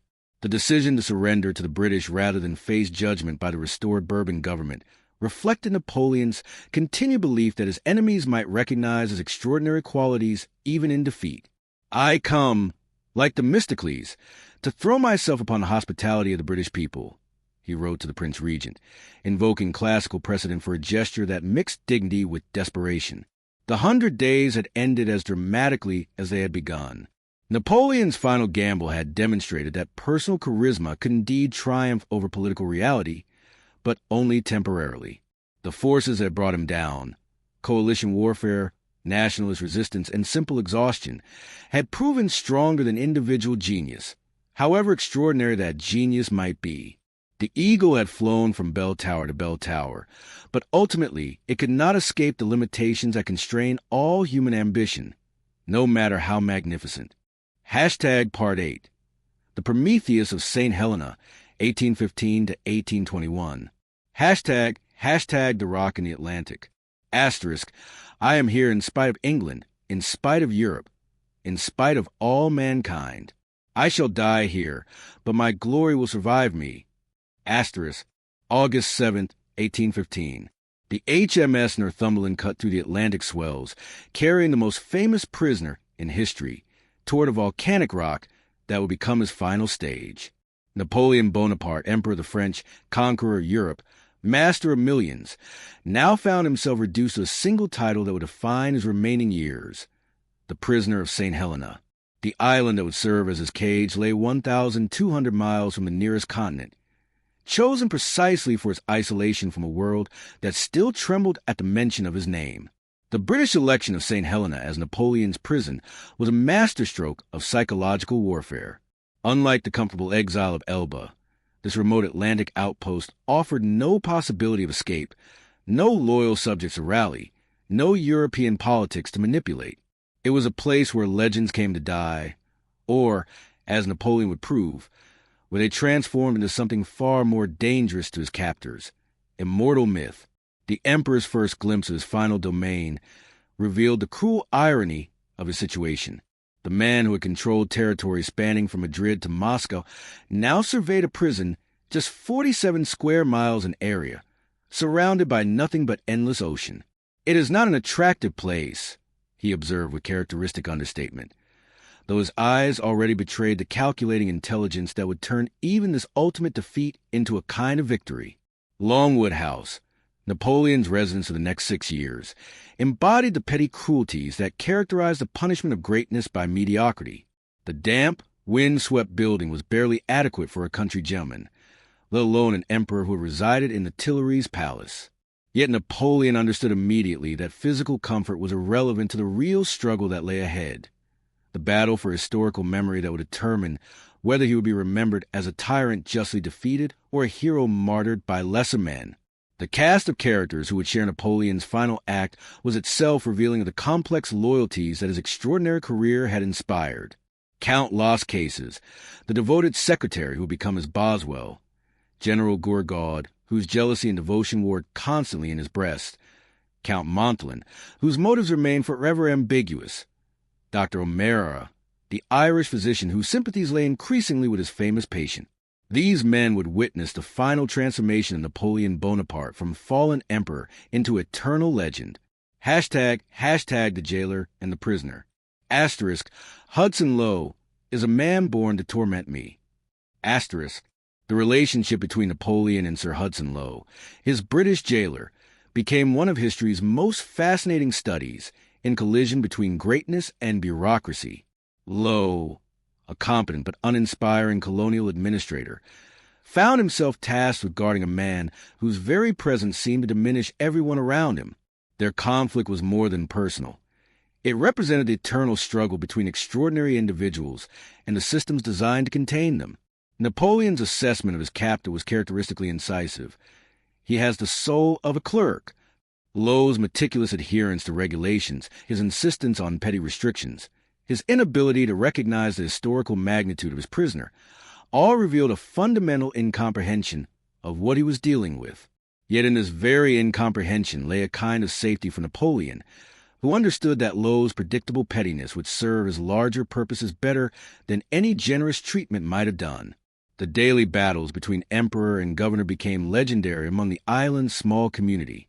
Napoleon's refusal to accept the title of General Bonaparte, Lowe's insistence on calling him anything but Your Majesty, the disputes over household expenses, the arguments about exercise boundaries. Each petty conflict became part of a larger narrative in which the fallen emperor appeared as a victim of British vindictiveness rather than a defeated aggressor. Napoleon's treatment of Lowe revealed his sophisticated understanding of how to construct martyrdom from mundane persecution. He endured restrictions with dignified protest, responded to insults with imperial hauteur, and transformed every bureaucratic indignity into evidence of his enemies' fear of his continued influence. "They are more afraid of me dead than alive," he observed, and his daily interactions with Lowe seemed designed to prove this point. The psychological warfare between prisoner and jailer extended beyond personal animosity into questions of historical judgment. Napoleon understood that Lowe represented not just British authority, but European reaction against the revolutionary energies he had embodied. Their conflict was therefore symbolic of a larger struggle between the forces of change and the powers of restoration that would define the 19th century. Most remarkably, Napoleon managed to turn his very imprisonment into a form of ongoing political action. His complaints about British treatment, carefully leaked through visitors and correspondence, created sympathy for him across Europe and America. Liberal opinion, which had opposed his tyranny, now rallied to his cause as a victim of even greater tyranny. The transformation was so complete that many who had celebrated his downfall now saw him as a martyr to British oppression. Hashtag the art of memory. Asterisk, what is history but a fable agreed upon? Asterisk, from his Atlantic prison, Napoleon launched his most successful campaign, the conquest of historical memory. Understanding that his physical power was gone forever, he devoted his remaining years to crafting the interpretation of his career that would survive him. The Memorial to St. Helene, dictated to lost cases, became perhaps the most influential piece of political propaganda ever written, transforming a story of conquest and defeat into an epic of liberation and martyrdom. Napoleon's revisionist history was masterful in its simplicity and audacious in its scope. He had not conquered Europe for personal aggrandizement, but to spread the principles of the French Revolution. He had not established an empire, but had created a confederation of free nations. He had not fought aggressive wars, but had defended revolutionary ideals against reactionary coalitions. Most brilliantly, his defeats became proof of his virtue. He had fallen because he was too noble to use the ruthless methods his enemies employed against him. The emperor's dictation sessions revealed his extraordinary memory for detail and his genius for dramatic narrative. He could recall exact conversations from decades earlier, quote orders verbatim, and reconstruct battle plans with perfect accuracy. Yet this remarkable memory served not historical truth, but political purpose. Every anecdote was crafted to support his larger argument that he had been the champion of peoples against kings, of merit against privilege, of the future against the past. Napoleon's treatment of his greatest battles showed his skill at myth-making. Austerlitz became not just a tactical victory, but a triumph of genius over mere numbers. Jena demonstrated the superiority of revolutionary energy over Prussian reaction. Even his defeats were transformed. The Russian campaign failed not through strategic error, but because winter itself fought for the Tsar. Waterloo was lost only through the treachery of fate and the intervention of forces beyond any general's control. The religious imagery that pervaded Napoleon's historical narrative was carefully calculated to appeal to Christian Europe while asserting his own messianic role. He compared himself to Christ, persecuted by established authorities, betrayed by followers, sacrificed for humanity's benefit. The comparison was blasphemous yet compelling, particularly when delivered by a man whose suffering on his Atlantic Golgotha seemed to validate the parallel. Most importantly, Napoleon understood that his historical reputation would be shaped not by scholarly analysis but by popular memory. His stories were crafted for maximum emotional impact, featuring memorable quotes, dramatic gestures, and clear moral lessons. "I found the crown of France lying in the gutter, and I picked it up with my sword," became one of countless phrases designed to embed themselves permanently in the historical imagination. Hashtag the imperial court in exile. Asterisk, even in chains, I govern France better than those who sit upon my throne.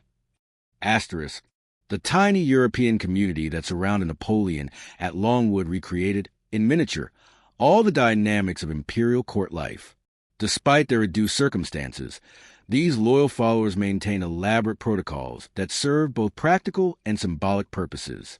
They preserved the fiction of imperial authority while creating the social framework within which Napoleon could continue to function as emperor, even in exile. The hierarchy of Napoleon's household reflected both the persistence of old loyalties and the formation of new relationships under extraordinary circumstances. Lost Cases held the position of chamberlain and secretary, his devotion to Napoleon absolute despite the hardships of exile. Montalon managed household affairs with the dignity of a minister of state, though his domains extended no further than Longwood's modest grounds. Gourgaud served as aide-de-camp, his jealousy of Napoleon's attention to others creating constant friction within the small community. The emperor's daily routine was carefully structured to maintain both his mental acuity and his sense of imperial dignity. Morning dictation sessions for his memoirs were followed by discussions of European politics, analysis of military campaigns, and debates about literature and philosophy. Afternoon walks, when Lowe's restrictions permitted, became imperial progresses in which Napoleon held court under the few trees that provided shade from St. Helena's relentless wind. Evening entertainments at Longwood revealed the cultural sophistication that had always characterized Napoleon's court. Readings from classical literature, discussions of contemporary books smuggled from Europe, games of chess and whist, and occasionally theatrical performances organized by the resourceful Montholin. These activities served not merely as diversions, but as assertions of European civilization's persistence even in exile. The emperor's relationships with his followers displayed both his extraordinary charisma and his increasing isolation. He inspired absolute devotion from men who had abandoned comfortable lives in Europe to share his exile, yet he remained fundamentally alone, separated by the immensity of his experiences from companions who, however loyal, could never truly understand the weight of fallen greatness.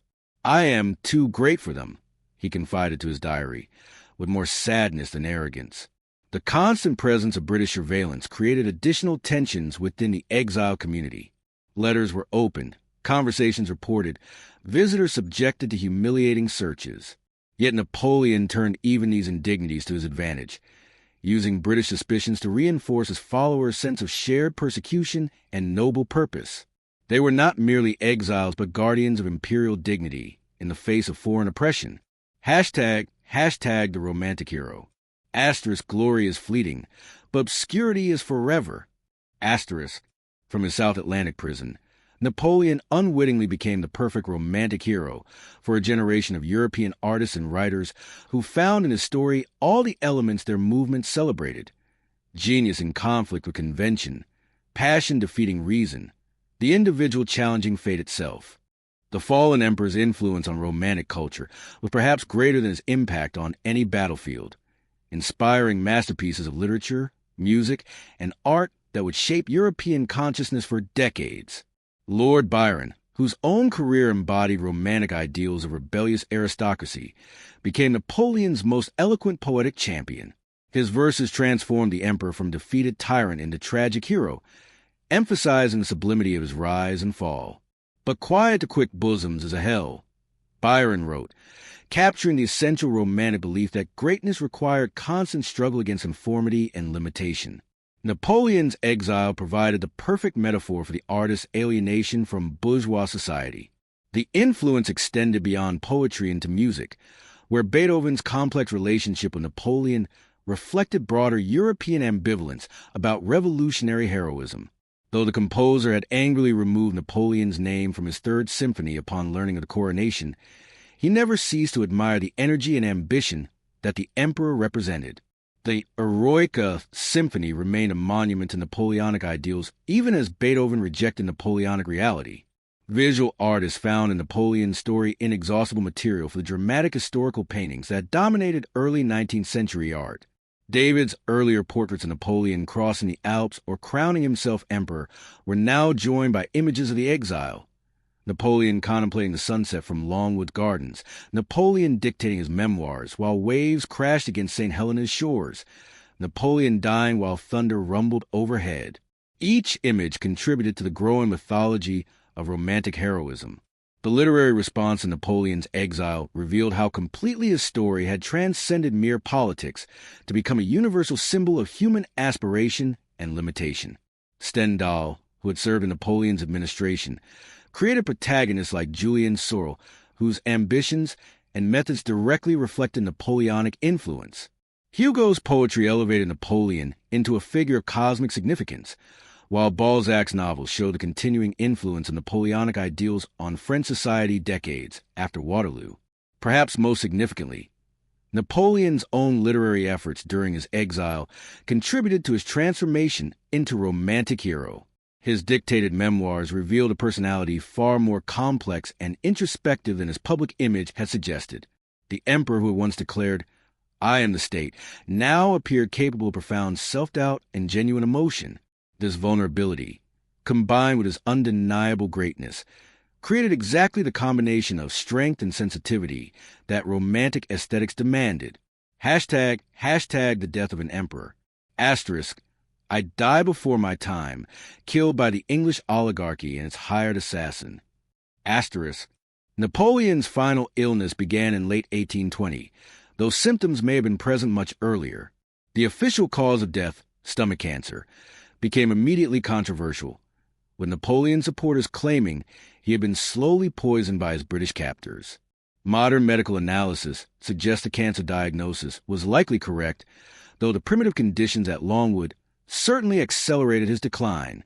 The emperor faced death with the same mixture of theatrical dignity and genuine courage that had characterized his entire career. His detailed instructions for his funeral, his distribution of personal effects among his followers, his final messages to his son and his former soldiers, all were carefully orchestrated to reinforce the historical narrative he had spent 6 years constructing. Even in death, Napoleon remained the supreme stage manager of his own legend. His last days were marked by delirium during which he relived his greatest battles, calling out orders to long-dead marshals and fighting again campaigns from decades earlier. Tête d'armée, he cried repeatedly, head of the army, as if even unconsciousness could not separate him from his military identity. These final ravings, reported by his attending physicians, added pathos to the growing legend of the emperor who died dreaming of vanished glory. Napoleon's death on May 5, 1821, at age 51, seemed to his contemporaries both premature and inevitable. He had lived with extraordinary intensity, experiencing in 5 decades more triumph and disaster than most civilizations witnessed in centuries. Yet his followers felt cheated, convinced that a few more years might have seen his restoration, or at least the completion of his historical vindication. The immediate aftermath of his death revealed the extent to which Napoleon had succeeded in transforming himself from defeated enemy into martyred hero. European liberals mourned him as a champion of progress destroyed by reactionary forces. Former soldiers wept for the leader who had made them feel capable of conquering the world. Even his enemies acknowledged that something irreplaceable had vanished from the world. The emperor's burial on St. Helena, under the willow trees he had loved, became another element in his carefully constructed martyrdom. The simple grave, marked only by an unmarked stone, since British and French authorities could not agree on inscription, seemed to embody the futility of trying to diminish true greatness through petty persecution. Within months, the grave had become a pilgrimage site for the increasing number of visitors who found their way to the remote island. Hashtag the return of the eagle. Asterisk, I wish my ashes to rest on the banks of Seine, among the French people I have loved so much. Asterisk, Napoleon's exile had ended, but his story was far from over. In death, he achieved what he had failed to accomplish in life, the complete conquest of historical memory. The Napoleonic legend that emerged from St. Helena proved more powerful than all his armies, inspiring revolutions, influencing politics, and shaping the imagination of generations who had never known his rule but felt the continuing force of his example. The movement for Napoleon's return to France began almost immediately after his death and reflected the growing recognition that he had been transformed from historical figure into national symbol. King Louis Philippe's decision in 1840 to bring Napoleon's remains back to Paris was both a political calculation and an acknowledgement of inevitable historical forces. The French people had never truly accepted his exile, and his death had only intensified the desire to reclaim their greatest son. The return journey of Napoleon's remains became one of the 19th century's most extraordinary spectacles. The funeral cortege that carried his coffin from the harbor to the Invalides was witnessed by hundreds of thousands of Frenchmen who lined the route in silent tribute. Veterans of his armies, now old men, wept openly as the emperor they had followed across Europe finally came home.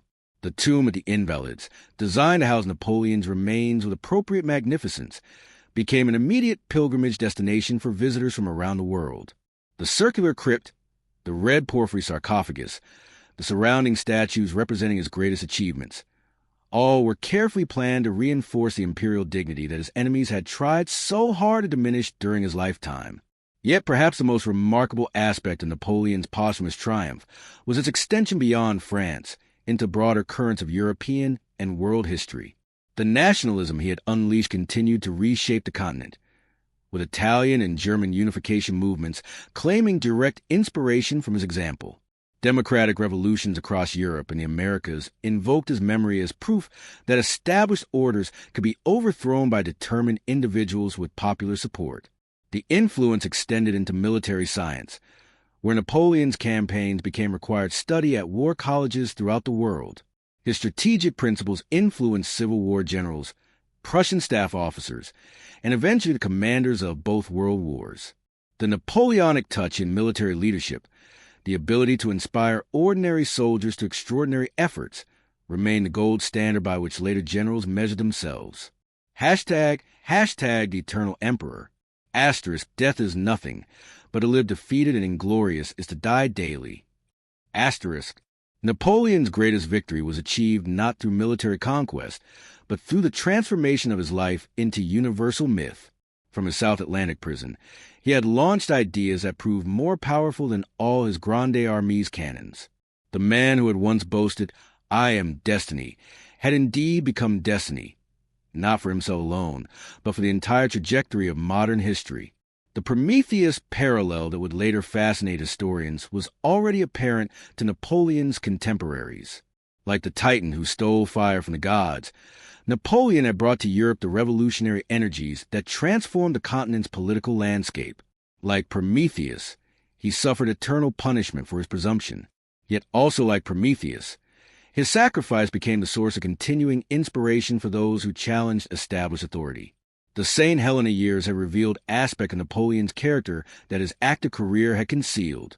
The emperor who had seemed motivated purely by ambition now appeared capable of genuine reflection, authentic emotion, and even humility. This complexity made him far more compelling as a historical figure than simple conquest could have achieved. He became not merely a successful general, but a complete human being whose struggles resonated with universal experience. Perhaps most significantly, Napoleon had demonstrated that individual greatness could survive any defeat, transcend any limitation, outlast any enemy. His transformation from prisoner to legend proved that true power lies not in external circumstances, but in the ability to shape how one's story is remembered and retold. In this final campaign, the campaign for immortality, Napoleon achieved his most complete victory. The emperor was dead, but the legend had only begun. From a rock of St. Helena, Napoleon had launched himself not back into European politics, but into the eternal realm of human imagination, where his influence would prove even more lasting than his conquest had been. He had found the secret that eluded Alexander, Caesar, and all his other heroes: how to make defeat itself into a form of triumph, how to transform imprisonment into liberation, how to become immortal while still mortal. The eagle had fallen, but from its ashes arose something far more dangerous to the old order than any army: the imperishable idea that greatness was possible, that destiny could be seized, that one man with vision and could indeed change the world. That idea, born in the Mediterranean and matured on the battlefield of Europe, reached its final form on a tiny island in the South Atlantic, and from their conquered eternity itself. Hashtag Part 9. The Eternal Emperor, 1821 present.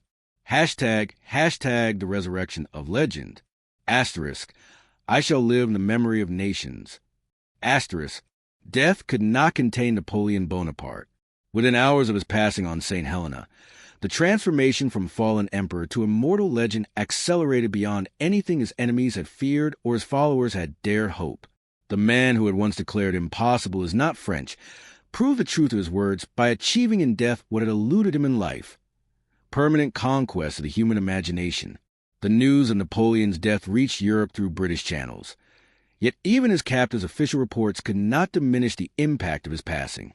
Across the continent, in drawing rooms and taverns, in military barracks and university halls, people who had lived through his era recognized that an epoch had ended. The emperor is dead became whispered words that carried weight far beyond their literal meaning. They announced the conclusion of the modern world's founding drama. Yet almost immediately, reports began to emerge that challenged the finality of death itself.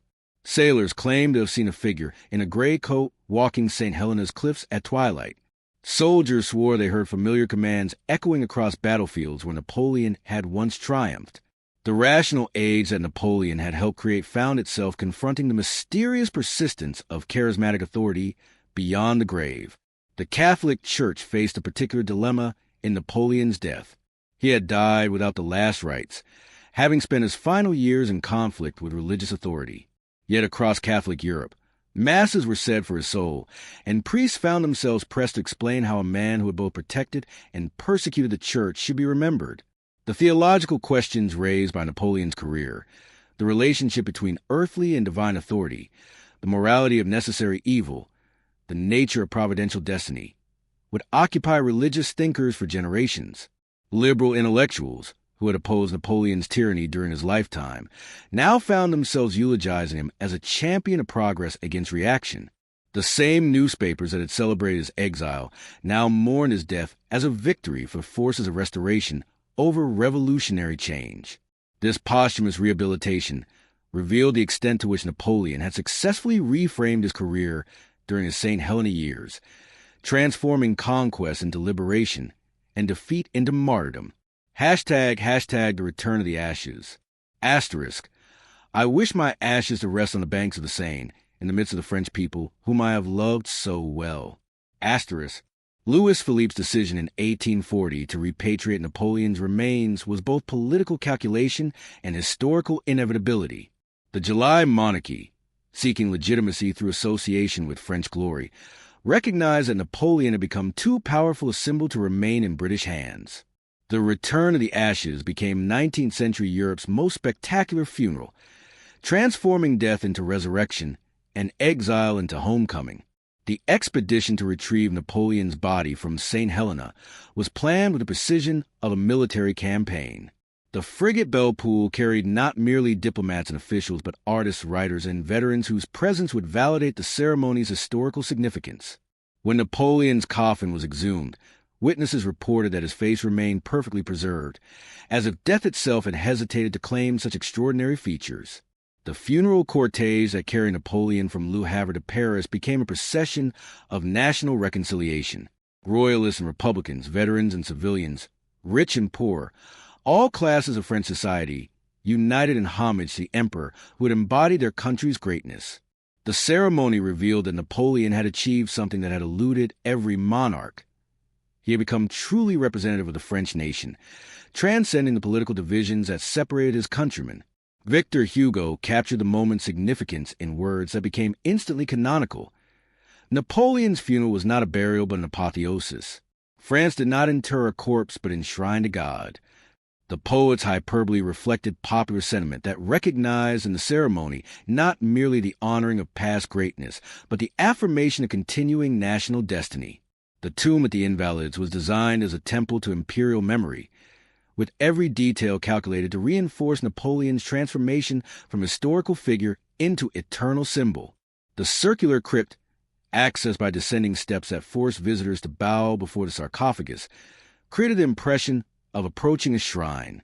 The red porphyry coffin, surrounded by victories carved in stone, proclaimed that death could not diminish the reality of achievement.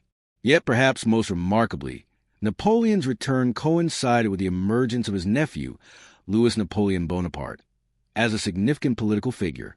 The future Napoleon III's rise to power demonstrated that the Napoleonic legend possessed continuing political relevance, capable of mobilizing popular support and challenging established authority decades after Waterloo. Hashtag the cultural colossus. Asterisk, glory is fleeting, but obscurity is forever. Asterisk, Napoleon's influence on 19th century culture exceeded even his political impact, inspiring masterpieces of literature, music, and art that shaped European consciousness for generations. The fallen emperor became the perfect romantic hero, a figure of superhuman ambition brought low by fate, combining greatness with vulnerability in ways that appeal to artists seeking to express the century's conflicting impulses toward individual achievement and collective belonging.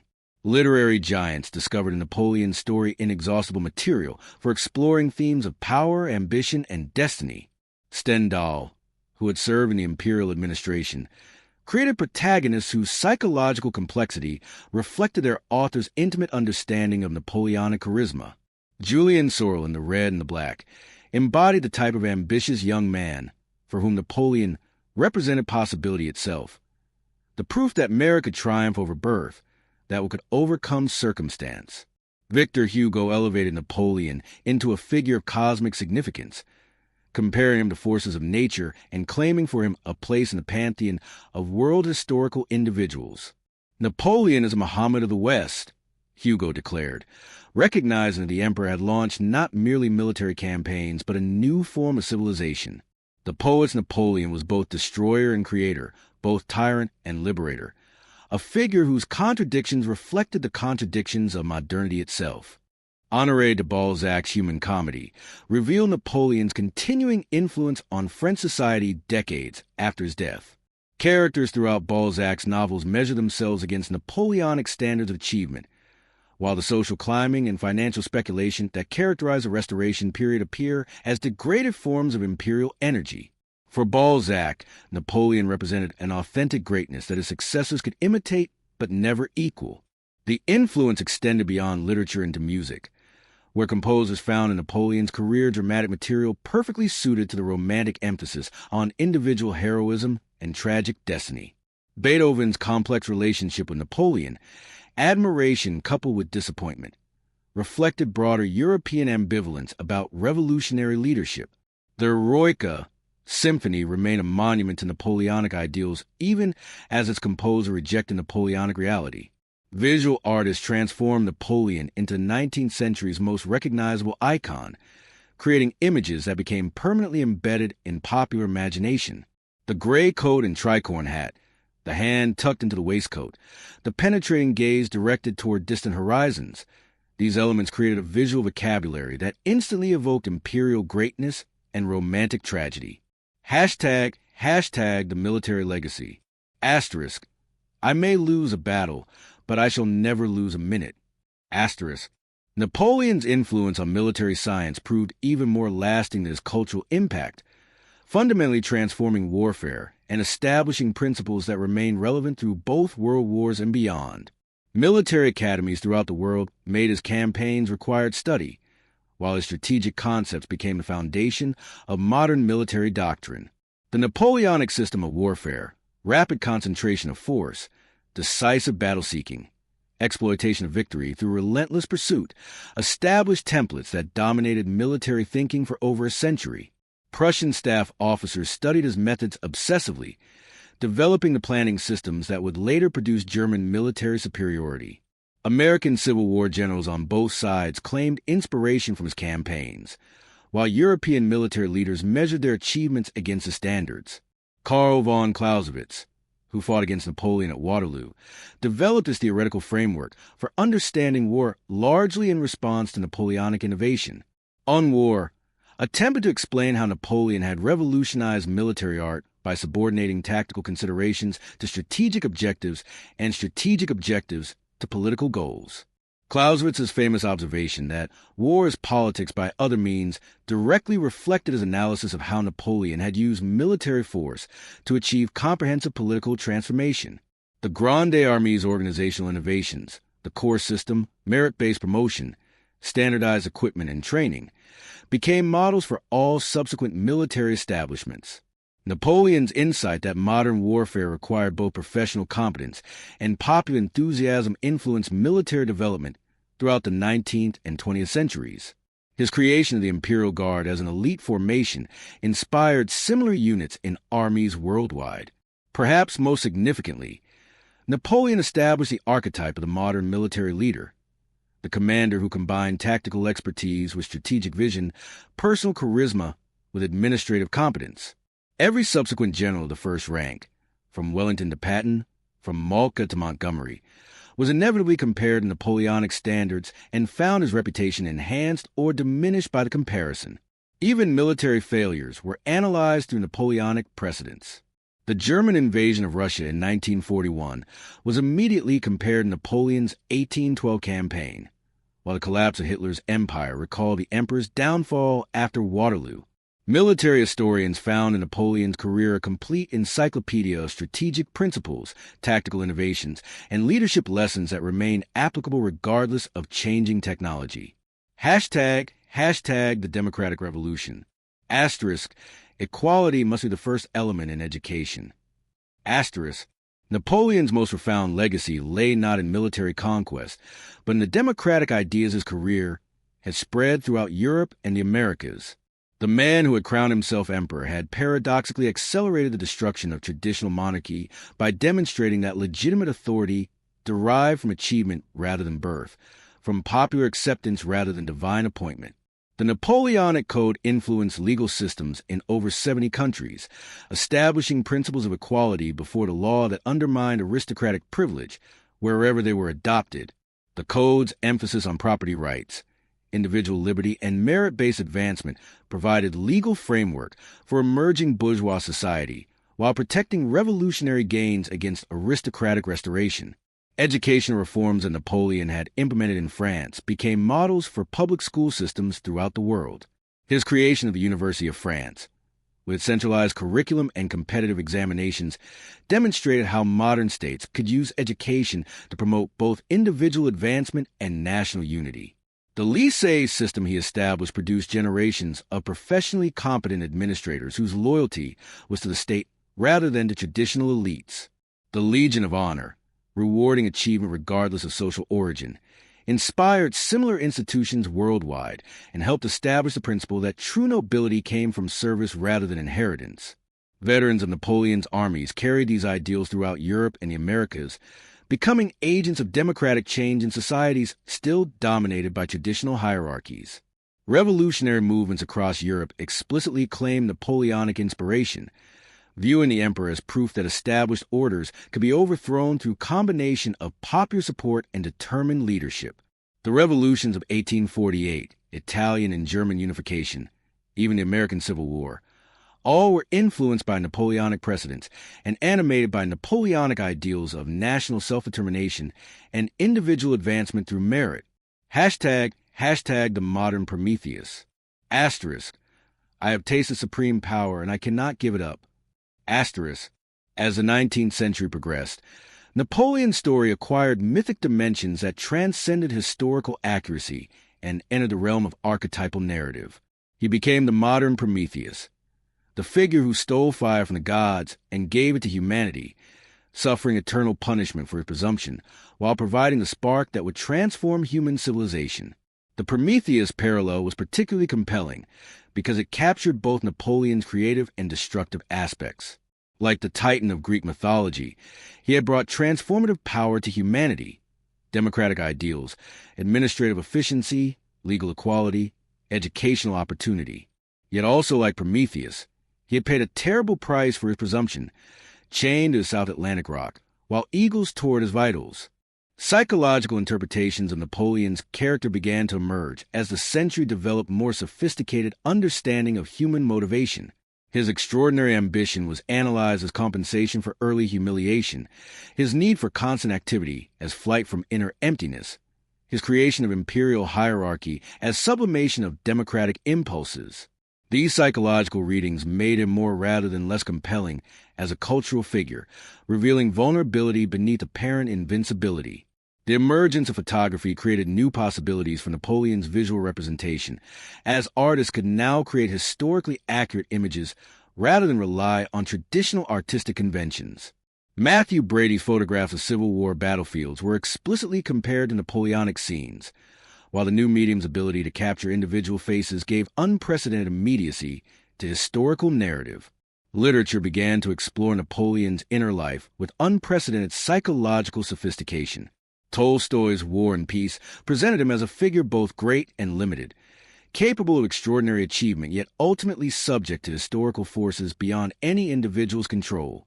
This complex portrayal, neither wholly heroic nor entirely villainous, reflected mature understanding of how exceptional individuals both shape and are shaped by their historical circumstances. Hashtag the eternal return. Asterisk, from the sublime to the ridiculous is but a step.